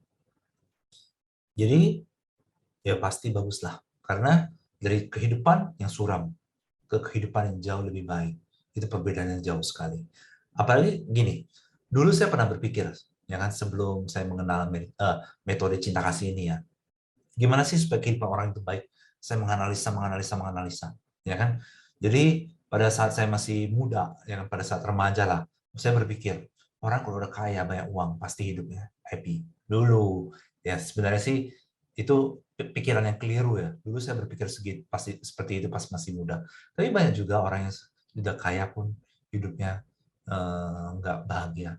Terus saya berpikir, kalau orang punya banyak pengikut, ini dan segala macam, ya kan, ini punya banyak pengikut, terkenal, oh mungkin kehidupannya akan menjadi baik. Dulu saya berpikir kayak gitu pas remaja. Setelah orang memiliki ini, terus ya punya banyak kekayaan, bisa bebas melakukan apapun, hidupnya akan menjadi baik. Tapi sebenarnya ketika saya ngerti, setelah saya makin dewasa gitu, saya mengerti, itu semua bukan jaminan kehidupan seseorang bakal bahagia. Sama sekali bukan jaminan. Ya, sama sekali bukan jaminan. Banyak juga orang kaya menderita. Tapi saya nggak bilang semua orang kaya menderita ya. Ada juga yang bahagia kalau dia menggunakan kekayaannya dengan baik. Nah, jadi cara membuat seseorang dari hidupnya suram sampai hidupnya cerah adalah dengan metode cinta kasih ini. Dengan dhamma lah, ya, dengan dhamma. Tapi kita kan menginginkan semua makhluk mendapat kebahagiaan yang terbesar. Makanya cepat sekali. Ya. Makanya kehidupan Bapak Ibu akan berubah drastis. Mungkin ini sudah berubah kali. Drastis, jauh lebih cerah. Jadi, nah kebanyakan orang di luar sana, mereka tidak tahu tentang harapan ini. Harapan apa? Harapan mengenal dengan cinta kasih dan membuat kehidupan menjadi lebih baik. Jadi gini, ya Bapak Ibu, semua orang yang melatih cinta kasih dengan sungguh-sungguh, di hari pertama mereka, hidup mereka sudah mulai berubah. Di hari-hari berikutnya jauh-jauh berubah. Ya, para dewa dan Brahma akan membantu mereka lagi dan lagi. Tidak akan ada banyak kesulitan dalam hidup mereka. Tapi saya nggak bilang karma buruk tidak akan berbuah sama sekali ya. Bahkan seperti Bante Mahamoggallana pun, siswa utama Sang Buddha, sebelum meninggal dikeroyok oleh 500 perampok, dibantai oleh 500 perampok. Ya, nah itu adalah akibat dari salah satu kehidupan lampau beliau. Di salah satu kehidupan lampaunya yang sangat jauh, beliau hampir membunuh orang tuanya, ayah dan ibu. Sebagai akibatnya, ya kan, di 500 kelahiran, di 500 kelahiran masa lampau Bante Mahamoggallana, ya dibunuh dengan cara dihancurkan seluruh badannya sampai kelahiran terakhirnya sebagai seorang arahat. Tapi kehidupan Bante Mahamoggallana selalu cerah, selalu bahagia karena beliau sudah arahatnya. Sekalipun beliau dibantai oleh 500 perampok, tidak ada kesedihan dalam hati beliau. Ya, jadi gini, saya tidak bilang semua orang yang melatih cinta kasih tidak akan terhindar dari semua akibat karma buruk. Saya nggak bilang seperti itu, tapi jauh lebih minim. Ya, jadi gini, orang yang melatih cinta kasih dibantu oleh dua hal, ya, pikiran mereka dan dibantu oleh para dewa dan Brahma yang tidak terlihat. Jadi gini, orang kalau nggak melatih pikiran mereka, mau dibantu oleh dewa dan Brahma seperti apapun, orang itu juga nggak bakal sadar, terus terang, nggak bakal sadar. Hidupnya juga belum tentu bahagia. Jadi para dewa dan Brahma berpikir, buat apa bantu orang-orang seperti itu? Biarinlah hidup mereka seperti itu, ya kan? Tunggu sampai mereka berkeyakinan pada Buddha Dhamma Sangha, sampai mereka punya cinta kasih, sampai mereka melatih cinta kasih, baru bantu mereka. Seperti itu. Jadi kalau Bapak Ibu terus mendorong banyak orang melatih cinta kasih, motivasi banyak orang melatih cinta kasih, itu bagus untuk hidup mereka. Jadi kalau yang non-Buddhis caranya begini ya, kalau mau membantu yang non-Buddhis. Admin, boleh dong balik lagi ke yang tadi. Bapak Ibu sahabat Dhamma, kalau ada pertanyaan silakan ya. Nah, nih. Semoga dengan semua tabungan kebaikan yang besar ini, semua makhluk di seluruh alam semesta mendapat kebahagiaan terbesar dalam kebenaran. dan selalu mendapatkan kehidupan yang terbaik. Jadi mulai dulu seperti ini. Jadi Bapak Ibu bisa ajarkan mereka, oke, coba inginkan dalam hati. Kebaikan kan ada energi. Coba inginkan energi kebaikan itu bisa memberikan kebahagiaan yang terbesar dalam kebenaran. Nah, semua orang kalau dibilang kebenaran ya mereka ya udah mereka belum tahu kebenaran itu apa. Tapi mereka akan setuju lah. Mereka nggak akan berdebat dalam konteks ini, mereka tidak akan berdebat. Mereka mungkin bingung kebenaran itu apa, tapi mereka coba aja dulu. Ya kan, mereka coba. Jadi kebahagiaan terbesar dalam kebenaran. Dan ini adalah general untuk semua orang. Mereka nggak akan berdebat. Biarin aja mereka bilang, tapi kan kebenaran seperti ini, seperti itu, seperti ini, seperti itu. Kebenaran adalah gini, kan pola pikir orang kan beda-beda. Biarin aja mereka mau berpikir apa. Yang penting mereka, udah coba aja dulu, nggak apa-apa, bilang aja, coba aja dulu. Semoga saya bisa mendapatkan kebahagiaan terbesar dalam kebenaran. Seperti itu. Mereka pasti akan melakukannya. Ya kan? Karena ya siapa yang mau berdebat dalam hal ini? Kan kita tidak membahas agama apapun. Ya kan? Sekalipun memang, ya kan? Dhamma adalah kebenaran. Kebenaran adalah dhamma. Tapi kan kita nggak bisa ngomong seperti itu kepada orang lain. Saya yang paling benar, kamu harus ikutin saya. Kita nggak bisa ngomong seperti itu. Ya kan? Kita nggak bisa bilang seperti itu. Kita yakin pada dhamma, kita nggak bisa paksakan keyakinan itu pada orang lain. Jadi anggap aja mereka yakin pada kebenaran dulu deh. Ya kan, kebenaran mau bentuknya seperti apapun, yang penting mereka yakin dulu sama kebenaran. Jadi ya udah, mereka meditasi aja, ajarkan mereka perlahan-lahan. Pertama-tama begini, oh kamu lagi stres ya gini ya, tertekan ya gini, coba meditasi. Meditasi kan udah lumrah kebanyakan orang kan. Oh meditasi kayak gimana, saya nggak bisa. Nggak susah-susah, coba inginkan. Kalau diri sendiri mendapat kebahagiaan terbesar dalam kebenaran itu seperti apa sih? Coba inginkan dengan sungguh-sungguh diri sendiri mendapatkan kebahagiaan dalam kebenaran. Nah, keyakinannya pada Dhamma akan makin besar. Terus ya udah, habis itu inginkan keluarga kamu, orang-orang terdekat kamu, semua mendapatkan kebahagiaan terbesar dalam kebenaran. Nanti kalau dia udah mulai yakin lagi, ya coba semua makhluk, karena semua makhluk itu kan, ya kan, semua makhluk itu adalah, semua makhluk lah punya pikiran, ya punya pikiran, punya hidup dan segala macam. Coba kita inginkan juga semua makhluk mendapat kebahagiaan terbesar dalam kebenaran. Nah, alam semesta kan ya itu, mereka kan makin lama makin yakin, akhirnya nanti tahap ini diganti kebahagiaan yang terbesar. Seperti itu Bapak Ibu. Ya, izin minum dulu Bapak Ibu. Nah, ketika seseorang itu, anggaplah seseorang yang baru, dia belum latih cinta kasih nih. Tapi akhirnya besok dia meditasi cinta kasih. Karena mungkin Bapak Ibu, akhirnya besok dia melatih cinta kasih. Ya kan? Mungkin 5 menit, mungkin 10 menit. Ketika dia menginginkan kebahagiaan terbesar dan kebenaran. Nah, para dewa udah ngumpul tuh, diskusi. Gimana cara menolong orang itu. Bagaimana cara supaya orang itu berkembang dalam Dhamma, hidupnya menjadi jauh lebih baik. Seperti itu, para dewa akan berdiskusi. Jadi para dewa itu sebenarnya ada pimpinannya. Ya, pimpinan para dewa. Jadi mereka akan berdiskusi bagaimana cara melindungi orang-orang yang punya cinta kasih. Mereka sibuk, dewa itu sibuk sebenarnya, para dewa Brahma. Jadi orang itu setelah meditasi cinta kasih, tapi sebenarnya mereka hanya akan dibantu secara total ketika mereka menginginkan semua makhluk di seluruh alam semesta mendapat kebahagiaan yang terbesar atau kebahagiaan terbesar dalam kebenaran. Hanya ketika itu para dewa dan Brahma akan membantu orang itu dengan sungguh-sungguh. Tapi kalau misalnya dia sudah menginginkan, semoga saya bisa mendapatkan kebahagiaan terbesar dalam kebenaran, itu adalah langkah pertama. Itu dia udah nggak mungkin jalan balik lagi. Dia akan terus sampai semoga semua makhluk mendapatkan kebahagiaan yang terbesar dan atau kebahagiaan terbesar dalam kebenaran. Seperti itu. Ya. Jadi terus motivasi banyak orang lagi dan lagi, lagi dan lagi. Kenalkan metode cinta kasih ini kepada banyak orang lagi dan lagi, lagi dan lagi. Seperti itu Bapak Ibu. Ya. Coba bayangkan kehidupan yang seperti ini. Ya kan? Bangun langsung olahraga nggak apa-apa sih. Maksudnya ada olahraga habis itu, tapi sebagian besar waktunya itu adalah untuk memotivasi banyak orang supaya mereka melatih cinta kasih, menginginkan semua kebaikannya agar semua makhluk di seluruh alam semesta mendapatkan kebahagiaan yang besar atau kebahagiaan terbesar dalam kebenaran.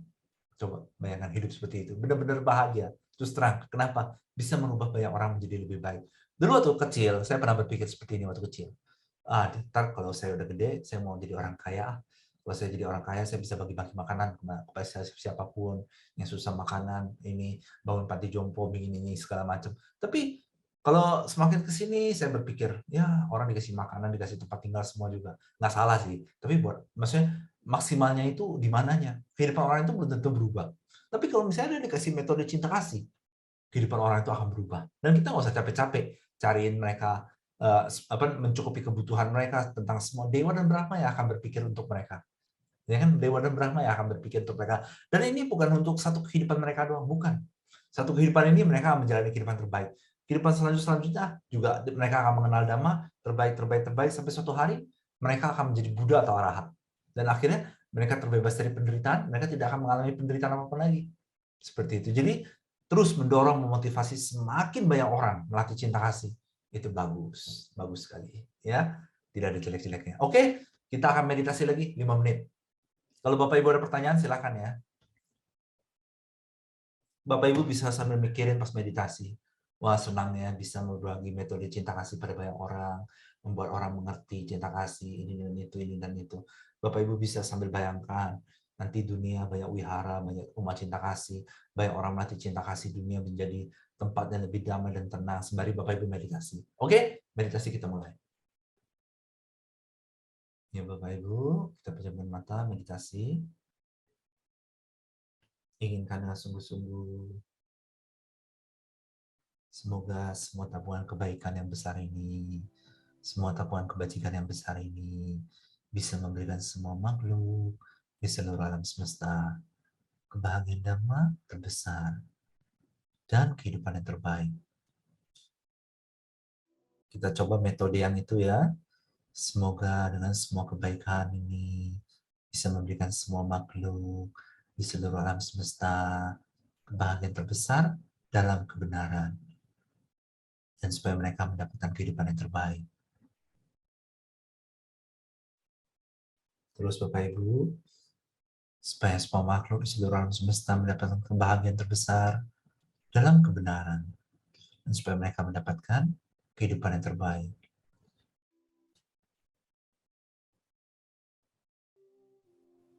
Terus inginkan dengan sungguh-sungguh, pengen banget semua kebaikan yang besar ini bisa memberikan semua makhluk di seluruh alam semesta kebahagiaan terbesar di dalam kebenaran, dan supaya mereka mendapatkan kehidupan yang terbaik.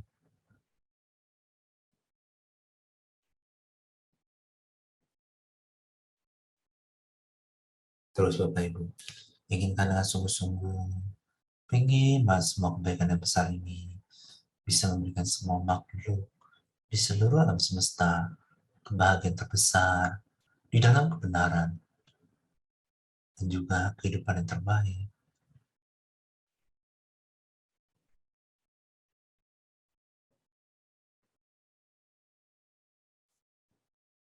Terus Bapak Ibu inginkan dengan sungguh-sungguh, pingin banget semua kebaikan yang besar ini bisa memberikan semua makhluk di seluruh alam semesta kebahagiaan terbesar dalam kebenaran, dan juga kehidupan yang terbaik untuk semuanya.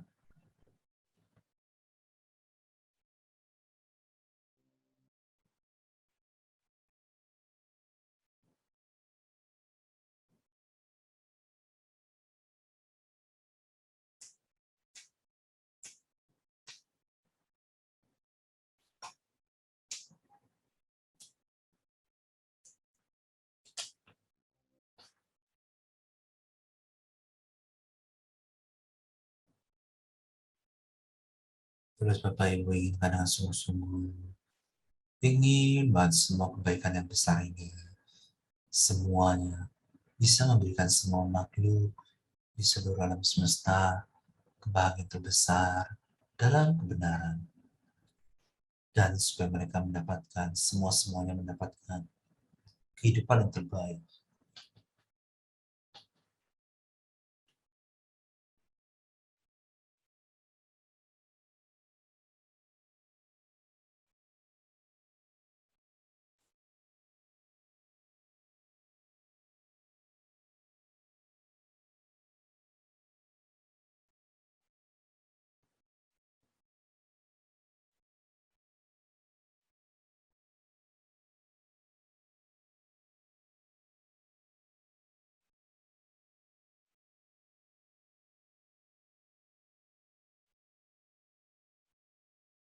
Oke, cukup meditasinya Bapak Ibu. Ya, oke. Jadi seumur hidup Bapak Ibu seperti ini aja, ya kan? Jalani hari-hari dengan bahagia. Maksudnya apa? Bangun pagi, langsung meditasi sambil mikirin pengen jalani kehidupan ini seperti apa. Misalnya contoh, ya ini contoh doang. Kalau ada yang berpikir, wah pengen nih bisa mendorong lebih banyak orang lagi untuk mengenal metode cita kasih ini supaya hidup mereka berubah seperti itu. Lagi dan lagi, lagi dan lagi.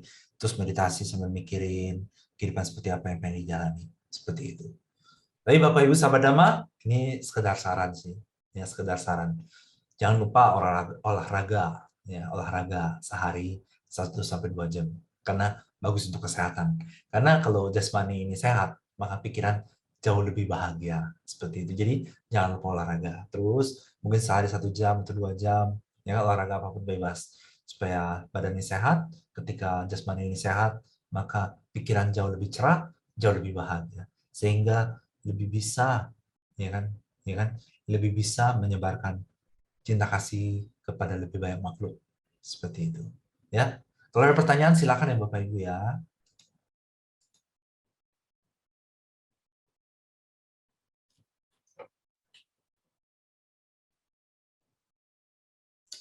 Jadi gini Bapak Ibu, sebenarnya Bapak Ibu nggak usah pusing lagi akan kehidupan. Kenapa? Karena gini, ini sudah pasti, ini adalah absolutely pasti, ya. Ini adalah ilmu pasti. Jadi ketika seseorang menginginkan semua kebaikan dia bisa memberikan semua makhluk di seluruh alam semesta kebahagiaan dan terbesar dan kehidupan terbaik. Pertama, mereka akan dijaga oleh pikiran mereka sendiri. Dan kedua, mereka akan dilindungi oleh para dewa dan Brahma. Ya, jadi ketika seseorang misalnya, ini sekali lagi akan saya ulang supaya semakin jelas ya. Jadi ketika mungkin Bapak Ibu besok bisa membantu satu orang, akhirnya sungguh-sungguh dia menginginkan semua kebaikannya, bisa memberikan semua makhluk di seluruh alam semesta kebahagiaan terbesar di dalam kebenaran atau kebahagiaan yang terbesar, maka hidupnya akan dilindungi oleh para dewa dan Brahma dari saat itu sampai akhir hayatnya. Seperti itu. Ya karena apa? Karena ketika, jadi gini, orang yang melatih cinta kasih, dia udah sungguh-sungguh menginginkan semua kebaikannya, bisa memberikan semua makhluk kebahagiaan dan terbesar kehidupan terbaik. Tidak mungkin di masa depan dia akan berhenti. Maksudnya apa? Tidak mungkin berhenti. Tidak mungkin dia tidak akan melakukan itu lagi. Itu mustahil. Ini adalah sesuatu yang mustahil. Jadi ketika seseorang memulainya, bahkan pada hari pertama, maka seumur hidup dia akan seperti itu. Ya. Seumur hidupnya dia akan seperti itu, dan hidupnya akan ya baguslah. Oke? Kalau Bapak Ibu ada pertanyaan silakan ya. Kalau enggak, saya akan membahas sedikit tentang tentang ini. Jadi Bapak Ibu, seperti apapun kehidupan, ya kan? Apa yang terbaik menurut Bapak Ibu? Seperti apapun kehidupan, yang terbaik itu apa? Mungkin sebagian besar Bapak Ibu sudah tahu. Yang terbaik itu adalah mengakhiri penderitaan. Maksudnya apa mengakhiri penderitaan? Coba bayangkan, kehidupan sebahagia-bahagia apapun, tetap ada yang lebih baik daripada itu. Apa? Nibbana. Kenapa? Karena ketika seseorang mencapai nibbana, akhir dari penderitaan. Nibbana itu apa sih? Akhir dari penderitaan. Coba Bapak Ibu bayangkan, seperti ini dulu. Anggaplah ada satu jenis kehidupan. Ini mustahil sih, ini mustahil. Tapi nggak apa-apa dibayangkan aja. Anggaplah ada satu kehidupan, ya kan? Semua keinginan tercapai, bahagia doang, tidak ada penderitaan sama sekali, semua seperti itu. Tapi selama-lamanya. Tapi selama-lamanya. Tanpa ada akhir. Pengen nggak seperti itu? Kalau saya sendiri sih kayak nggak pengen. Ini kehidupan seperti ini sih nggak mungkin ada. Terus terang nggak mungkin ada. Tapi anggaplah ada satu jenis kehidupan. Anggap aja ada. Anggap aja cuman di pikiran doang nggak apa-apa lah. Anggap aja ada. Satu kehidupan, bahagia sepanjang waktu, semua keinginan tercapai, semua indah-indah doang dan segala macam.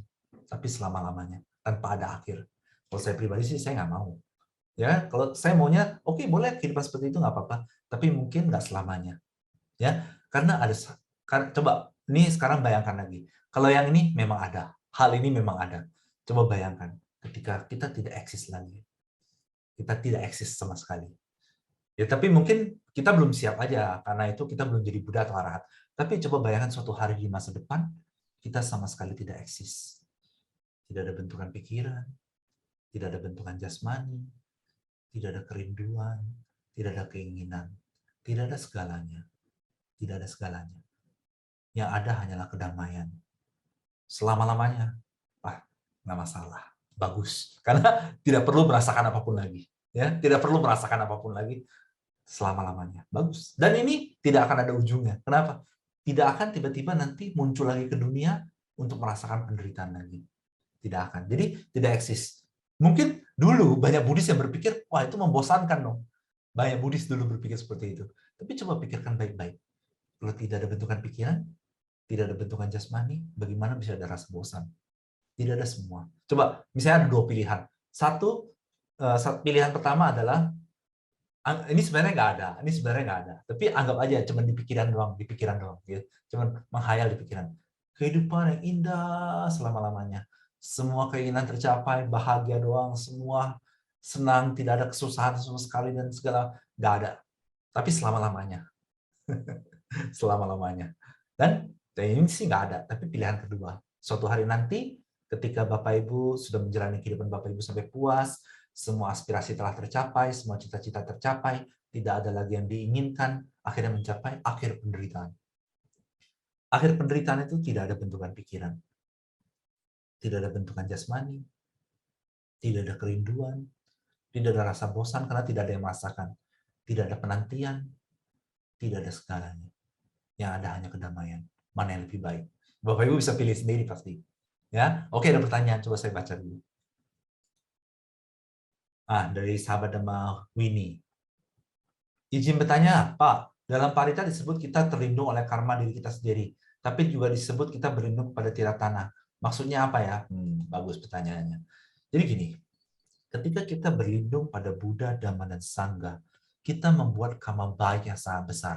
Dan karma baik inilah yang akan melindungi kita. Itu maksudnya. Ya, tapi ya, jadi kita akan mewarisi karma kita. Ya, kita akan mewarisi karma kita. Jadi ketika kita berlindung pada Buddha, Dhamma, dan Sangha, kita punya keyakinan pada Buddha, Dhamma, dan Sangha, maka kita membuat banyak karma baik. Dan karma baik inilah yang akan melindungi kita. Seperti itu. Nah, sekali lagi, ini karena pertanyaan ini saya jadi pengen bahas ini. Coba nih Bapak Ibu ya. Bapak Ibu misalnya besok atau hari-hari berikutnya seumur hidup membantu banyak orang mengenal metode cinta kasih. Akhirnya orang itu suatu hari bisa bertemu Buddha, bisa belajar Dhamma dengan sungguh-sungguh, bisa berdana, hidupnya berubah, dia penuh cinta kasih, dia selalu ingin kebaikan untuk dirinya dan yang lain. Bagus sekali. Ya, ini bagus sekali. Terus nanti lagi dan lagi, terus dia makin sebarkan lagi dan lagi. Bagus. Jadi terus terang mengenalkan metode cinta kasih ini kepada. Oh ya, saya ada ini. Saya pernah baca udah bertahun-tahun yang lalu sih. Tapi karena pertanyaan ini saya jadi ingat, ya kan? Jadi gini. Kalau seseorang bisa mengajarkan orang lain, ya kan, supaya dia berlindung pada Buddha Dhamma Sangha, ya kan? Dan ada seseorang yang lain memberikan harta dunia. Misalnya contohnya emas ditumpuk satu tingginya sampai saya lupa lah pokoknya. Persembahan seperti apa ditumpuk dan segala macam, ya kan? Emas sampai mengelilingi dunia. Ini pemberian pertama. Pemberian kedua adalah pemberian dhamma. Nah, jadi pemberian emas ini semua harta duniawi ini tidak seperempat daripada pemberian syair dhamma. Apalagi kalau Bapak Ibu bisa sharing cinta kasih ini kepada satu orang, akhirnya orang itu hidupnya berubah, dia akan dapat semuanya Bapak Ibu. Jadi kalau Bapak Ibu pengen tahu kebahagiaan dhamma terbesar itu apa aja sih, baca aja di Tipitaka. Nah, kalau Tipitaka itu susah dapat, di internet aja browsing, ya kan? Samagipala, Dhammapada, Jataka dan segala macam, ya kan? Ini juga buku Dhammapada udah sebagian jadi. Pengen dikirim-kirim, kalau Bapak Ibu pengen langsung SMS saja admin. Belum semuanya jadi sih, mungkin sekitar 1000-an udah jadilah, ya. Nanti dikirim, Bapak Ibu baca aja Dhammapada. Jadi di Dhammapada itu juga banyak kebahagiaan dhamma itu. Semua kebahagiaan dhamma yang bisa didapatkan seseorang, maka akan didapatkan oleh orang yang dipikir semua makhluk mendapatkan kebahagiaan dhamma terbesar. Seperti itu.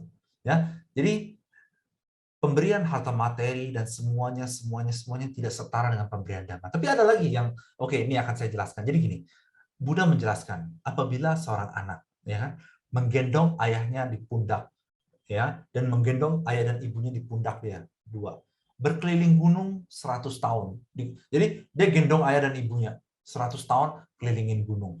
Dia merawat ibunya, ayahnya, memberi makan segala macam, memijitnya semua. Bahkan anak ini tidak bisa membalas jasa orang tuanya. Belum cukup untuk membalas jasa budi orang tuanya. Karena orang tuanya telah mengenalkan dunia pada dia, telah melahirkan dia, dan segala macam.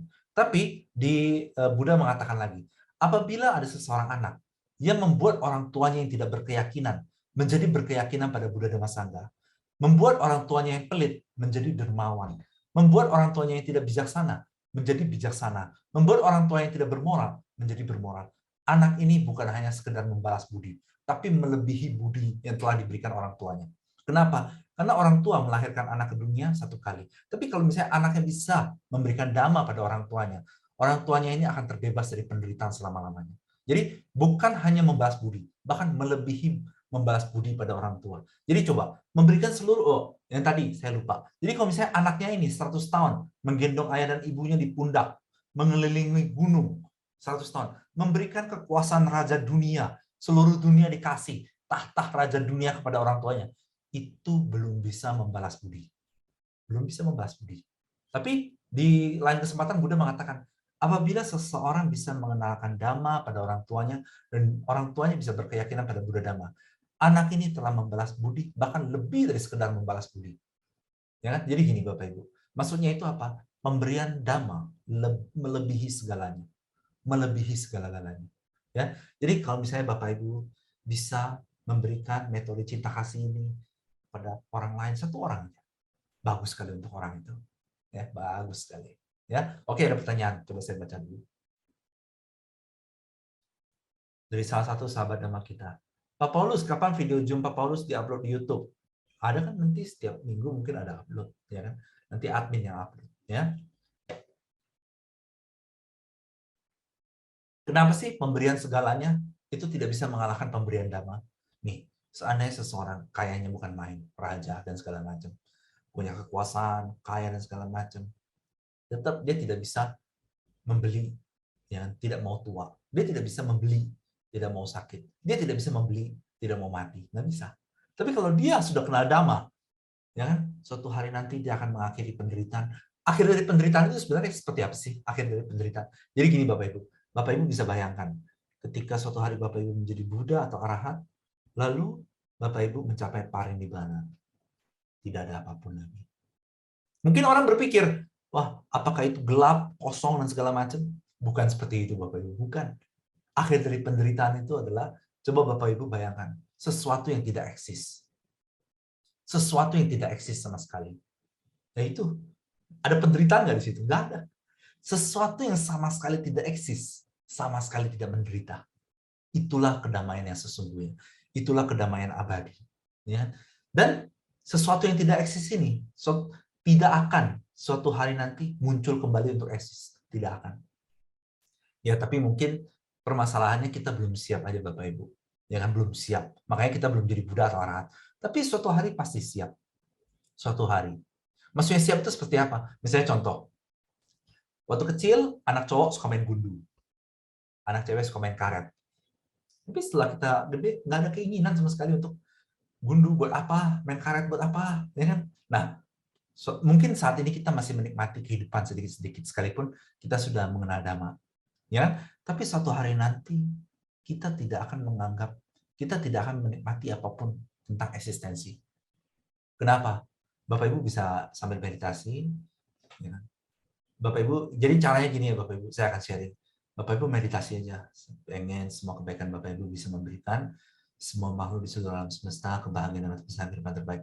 Terus Bapak Ibu bayangkan kehidupan seperti apa yang Bapak Ibu ingin jalani. Tapi akan ada satu titik di mana Bapak Ibu akan berpikir, tidak eksis lebih baik dari semuanya. Tidak eksis lebih baik daripada segala-galanya. Tapi Bapak Ibu nggak usah paksa. Maksudnya nggak usah paksa itu gimana? Harus hari ini, harus hari ini. Nggak bisa. Kenapa? Karena kita punya proses. Ya? Jadi gini, para Buddha dan para Arahanta di masa lampau pun nggak langsung jadi Buddha, pun nggak langsung jadi Arahat. Mereka pengen dulu jadi Buddha dan Arahat di masa depan. Akhirnya mereka jalani hidup, semakin lama kehidupan menjadi semakin tidak menarik, tapi mereka belum bisa jadi Buddha atau Arahat. Tapi suatu hari ketika mereka melihat kehidupan sama sekali tidak ada pesona, kehidupan kehilangan pesonanya sama sekali, di titik itu mereka akan menjadi Buddha atau Arahat. Dan saat itu juga tidak ada ketertarikan untuk terlahir kembali. Tapi dari saat ini sih, misalnya gini Bapak Ibu, kita kan masih hidup, kita bisa bayangkan suatu hari nanti, kita jalani kehidupan yang bahagia seperti kita inginkan, cita-cita tercapai semua, habis itu suatu hari nanti kita tidak akan eksis lagi. Bapak Ibu bisa bayangkan seperti itu. Karena saya sering seperti itu. Jadi pada saat misalnya saya lagi waktu luang gitu ya, saya meditasi, terus habis itu saya mikirin cita-cita saya masa depan. Oh, pengen dunia banyak wihara, banyak tempat meditasi, cinta kasih gini. Terus sampai saya puas, terus saya pikir, tapi tetap yang terbaik adalah suatu hari nanti saya ingin tidak eksis lagi. Bapak Ibu bisa pikirkan seperti itu. Tapi jangan terburu-buru ya Bapak Ibu, jangan seperti ini ya. Pengen tidak eksis. Aduh, tapi kalau nggak eksis lagi nanti. Nah, pada saat itu jangan mikirin dulu. Pada saat itu Bapak Ibu mikirin aja. Bapak Ibu ingin jalani kehidupan Bapak Ibu seperti apa. Kenapa pemikiran itu bisa muncul? Karena kita belum siap. Karena kita belum siap untuk tidak eksis. Ya kan? Jadi Bapak Ibu pikirkan aja kehidupan seperti apa yang Bapak Ibu ingin jalani.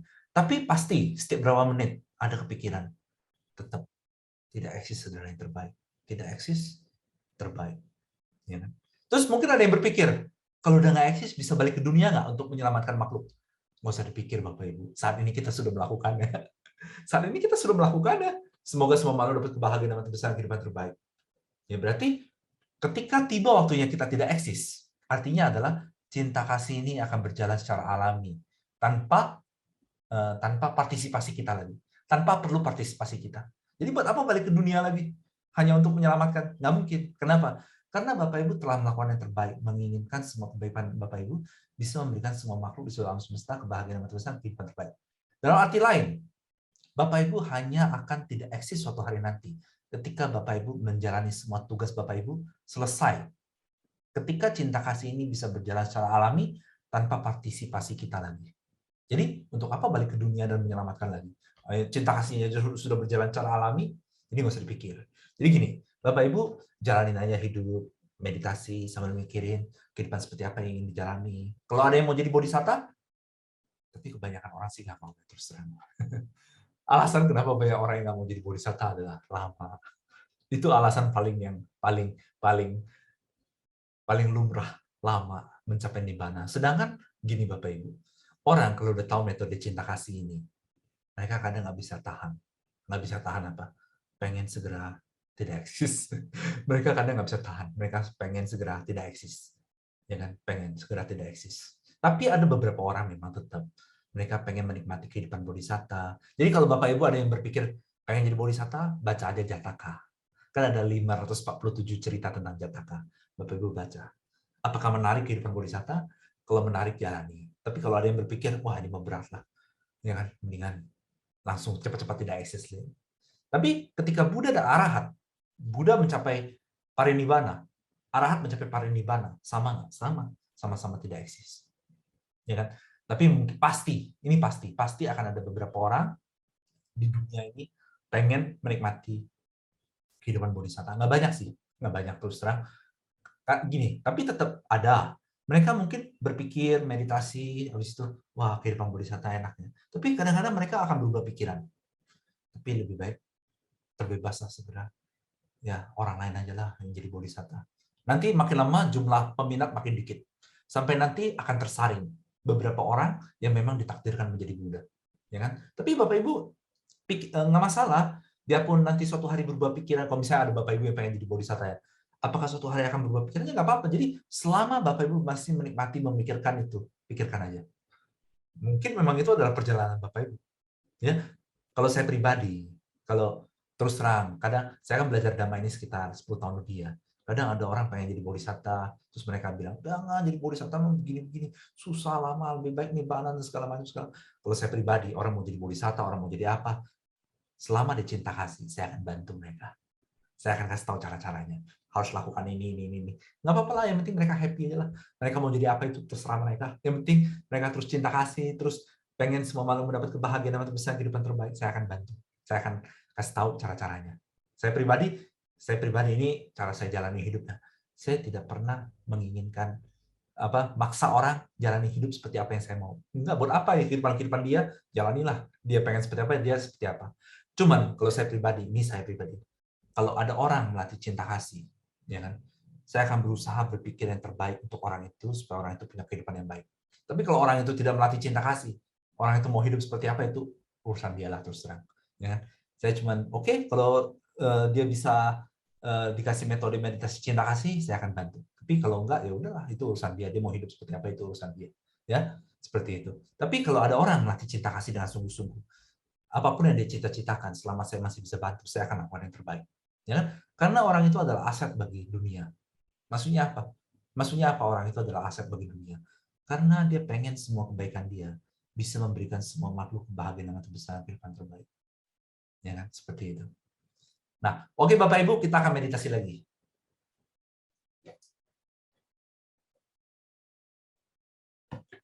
Kita akan meditasi 5 menit. Ya. Jadi Bapak Ibu sambil meditasi, sambil pikirkan kehidupan seperti apa yang diinginkan. Tapi kadang-kadang kalau Bapak Ibu pengen mikirin tidak eksis, boleh. Tapi gini ya Bapak Ibu ya, pada saat mikirin pengen tidak eksis, jangan dipaksa. Biarin aja dia alami. Kenapa? Karena kalau dipaksa itu nggak bagus. Nanti nggak happy. Jadi misalnya, aduh nggak eksis, nanti kalau udah nggak eksis nggak bisa ketemu keluarga lagi, gini, gini, gini, gini. Nggak usah, jadi pada saat itu jangan mikirin. Jadi pikirinnya adalah, oh saya pengen keluarga saya melatih cinta kasih. Misalnya contoh, ini contoh doang ya, saya pengen saya bersama keluarga saya dari kelahiran ke kelahiran bersama, bertemu Buddha bersama, bertemu Dhamma bersama, bertemu Sangha bersama, mengakhiri penderitaan bersama-sama. Seperti itu. Jadi Bapak Ibu bisa atur sendiri pikiran apa yang Bapak Ibu ingin pikirkan, tapi jangan yang bikin hati susah. Oh ya, sebelum meditasi saya akan sedikit sharing lagi. Gini, demi apapun, jangan pernah rela menderita. Maksudnya apa? Bahkan demi mikirin tidak eksis pun jangan rela menderita. Ya kan? Misalnya gini, pada saat mikirin tidak eksis, aduh nanti gimana? Jangan. Berarti pada saat itu jangan dipikirin. Jangan pikirin. Jadi pikirin aja hal-hal yang membuat happy. Terus sama juga, misalnya cuma demi orang lain, ada orang lain yang menderita, pengen nolong, tapi pada saat mikirin pengen nolong, aduh kayaknya susahnya hati.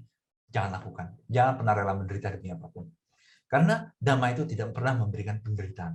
Jadi kalau sesuatu membuat seseorang itu menderita ketika mau melakukannya, itu artinya itu bukan damai. Itu artinya itu bukan damai. Bahkan ketika mikirin tidak eksis sekalipun, jangan pernah susah hati. Jangan dipaksa. Ah, yang penting tidak eksis, pokoknya harus tidak eksis. Hati susah, tapi terus pikirin, jangan. Nggak bagus ini. Jadi pikirin aja kehidupan seperti apa yang Bapak Ibu ingin jalani. Ketika Bapak Ibu pengen dan happy, pikirin. Oh, tidak eksis itu bahagia. Tidak eksis itu adalah kedamaian sejati. Habis itu, kalau udah kepikiran lagi, udah pikirin kehidupan seperti apa yang Bapak Ibu ingin jalani. Seperti itu. Oke, kita mulai lagi meditasi 5 menit. Meditasi dimulai. Ya Bapak Ibu, inginkan dengan sungguh-sungguh, ingin banget semua kebaikan Bapak Ibu yang besar bisa memberikan semua makhluk di seluruh alam semesta kebahagiaan damai yang terbesar dan kehidupan yang terbaik.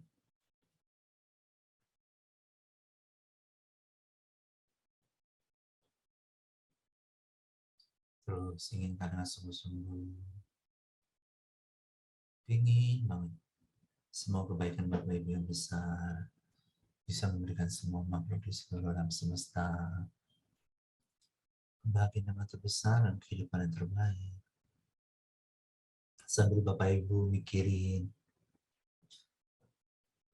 kehidupan Bapak Ibu di masa depan pengen seperti apa, atau Bapak Ibu ingin menikmati ya kan pikiran untuk tidak eksis di masa depan.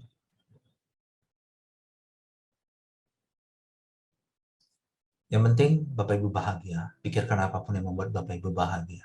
Sembari cinta kasih, inginkan dengan sungguh-sungguh semua kebaikan Bapak Ibu yang besar bisa memberikan semua makhluk di seluruh alam semesta kebahagiaan yang terbesar dan kehidupan terbaik.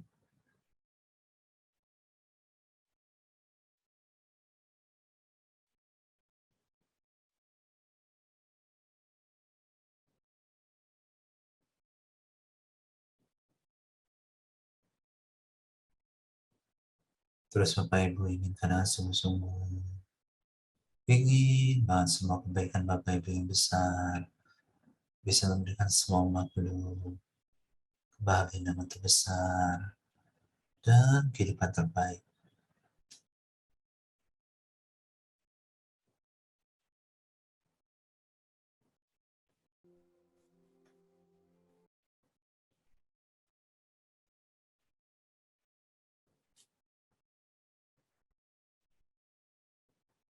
Terus Bapak Ibu inginkan dengan sungguh-sungguh semua kebaikan Bapak Ibu yang besar bisa memberikan semua makhluk bahagia dengan terbesar, kehidupan yang terbaik.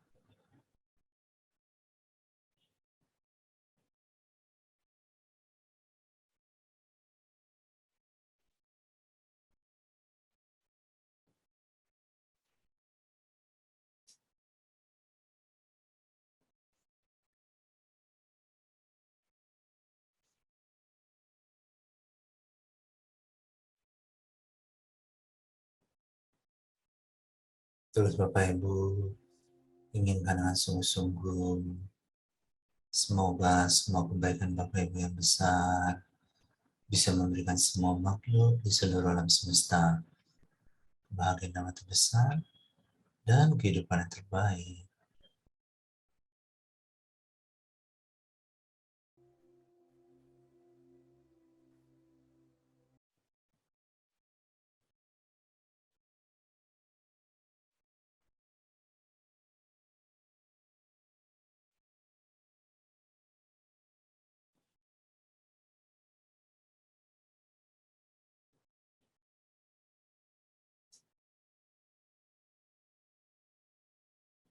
Terus Bapak Ibu inginkan dengan sungguh-sungguh semua kebaikan Bapak Ibu semoga bisa memberikan semua makhluk di seluruh alam semesta kebahagiaan terbesar di dalam kebenaran, juga supaya mereka mendapatkan kehidupan yang terbaik.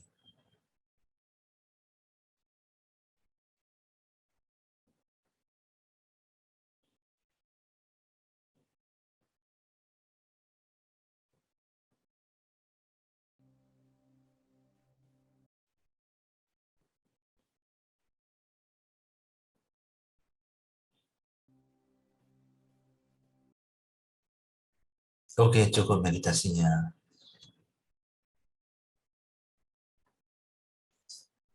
Oke, jadi Bapak Ibu, ya kan, pikirin yang happy-happy aja. Yang happy, ya, yang memberikan kebahagiaan. Jangan mikirin yang membuat hati susah. Biarpun kelihatannya itu, ginilah intinya, ya. Jangan rela menderita demi apapun. Demi apapun. Sekalipun kelihatannya itu untuk sesuatu yang baik. Karena gini, bagaimana cara membedakan dhamma dan bukan dhamma? Dhamma tidak pernah memberikan penderitaan. Dhamma tidak pernah memberikan penderitaan. Maka daripada itu, kenapa Buddha tidak pernah memaksa orang jadi bodhisatta? Sekalipun jadi bodhisatta itu bagus, ya kan? Tapi Buddha nggak pernah maksa. Dia biarin, ya kan? Biarin, ya kan? Orang yang pilih, yang penting dia happy. Buddha juga nggak pernah melarang orang untuk jadi bodhisatta, sekalipun memang Buddha tahu selama masih eksis orang pasti menderita. Ya karena orang itu kan pengen, ya udah biarin, jalani. Ya kan? Orang mau jadi Buddha, orang mau jadi siswa Buddha atau apapun, ya. Yang penting happy, ya kan? Jadi Bapak Ibu, dari Bapak Ibu jalani hidup itu yang happy-happy aja. Tapi ketika lagi hati susah, caranya gimana? Meditasi aja. 5 menit, 10 menit, nanti juga beres, ya kan? Nah, oke, kita sebentar lagi kita akan udahan. Kalau Bapak Ibu ada pertanyaan silakan ya. Jadi Bapak Ibu, sahabat Dhamma intinya gini. Gak usah mikirin apapun yang susah-susah. Bapak Ibu lagi happy, mikirin aja. Di masa depan Bapak Ibu ingin ngapa-ngapain, silakan. Ya kan? Kalau Bapak Ibu lagi pengen mikirin gak eksis, silakan mikirin juga. Tapi jangan sampai hati susah mikirinnya. Nah, jadi gini, para Buddha dan Arahanta, ya kan, di masa lampau, ketika mereka belum menjadi Buddha ya, belum menjadi Arahanta, mereka berlatih, misalnya contoh, ada biku, ya kan, ada biku. Jadi gini, dia bertekad, sebelum dia jadi arahat, dia tidak ingin bangun dari kursinya. Jadi dia meditasi 7 hari, jadi arahat, lalu meninggal. Apakah 7 hari itu dia menderita? Enggak.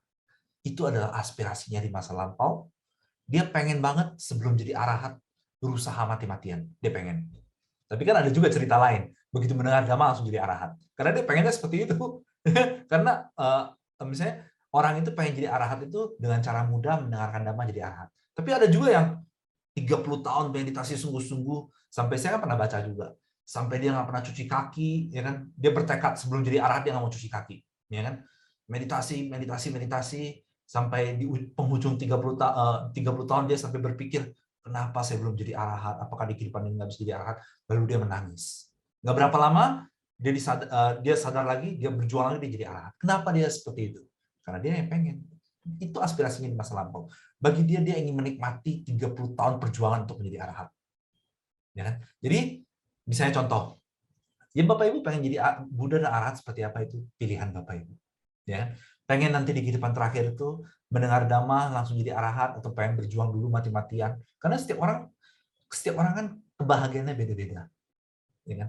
Jadi misalnya contoh, Bahya Darucarya. Ini sedikit cerita ya. Bahya Darucarya itu siapa? Bahya Darucarya adalah siswa besar Sang Buddha. Jadi Buddha punya 2 siswa utama dan memiliki 80 siswa besar. Bahya Darucarya adalah siswa yang terbaik dalam hal kecepatan dalam memahami Dhamma untuk menjadi arahat.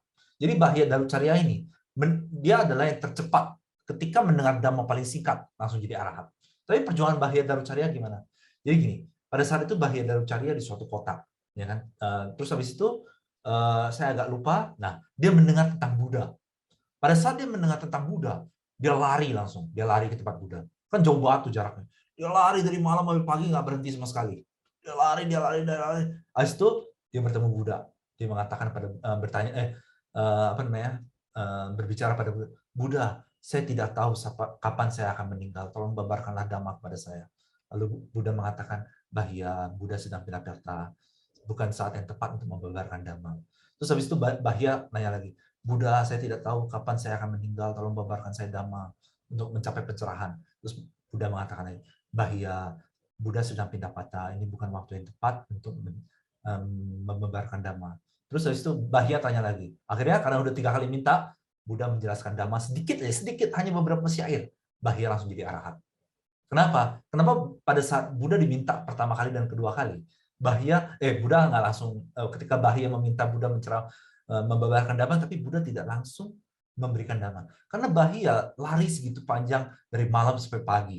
Yang lari loh, benar-benar lari. Bahya saat itu penuh dengan kegembiraan akan bertemu Buddha. Jadi kalau misalnya Buddha langsung membabarkan Dhamma, Bahya akan terlalu bahagia sehingga dia tidak akan bisa memahami Dhamma itu. Akhirnya Buddha kasih dia rehat. 1 kali minta, 2 kali minta, 3 kali minta. Bahya dengan ceramah langsung jadi arahat. Kenapa bisa begitu? Karena itu adalah keinginan Bahya. Yaitu ketika bertemu Buddha di kelahiran terakhir, ya kan? Dia bisa lari dengan usaha yang sangat keras, pengen menikmati itu semua. Karena apa? Dia ingin menikmati perjuangan dia menjadi arahat. Tapi setiap orang beda-beda. Jadi Bapak Ibu pengen jadi bodhisatta, mau jadi siswa Buddha atau apapun, itu bebas. Bapak Ibu bebas. Yang penting Bapak Ibu pikirkan aja kehidupan seperti apa yang Bapak Ibu ingin jalani. Ya kan, habis itu kadang-kadang Bapak Ibu bisa mikirin, wah bahagianya tidak eksis. Yang penting yang bahagia aja lah. Atau Bapak Ibu bisa bayangin, wah indah ya kalau misalnya hidup bisa membabarkan metode cinta kasih. Misalnya bisa membimbing 50 orang atau 100 orang mati cinta kasih. Dan semua orang ini akhirnya hidupnya berubah atau apa. Bebas. Yang penting Bapak Ibu bahagia. Mau jadi bodhisatta, mau jadi siswa Buddha, atau mau jadi apapun, yang penting Bapak Ibu bahagia. Nah, yang penting gini, yang penting ya, ingin semua kebaikannya bisa memberikan semua makhluk kebahagiaan yang terbesar, kehidupan terbaik. Seperti itu.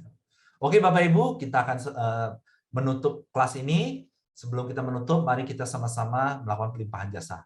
Ya, untuk semua dewa, semua Brahma, dan semua makhluk di sekitar rumah Bapak Ibu. Oke, kita akan pelimpahan jasa, Bapak Ibu bisa ikuti ya.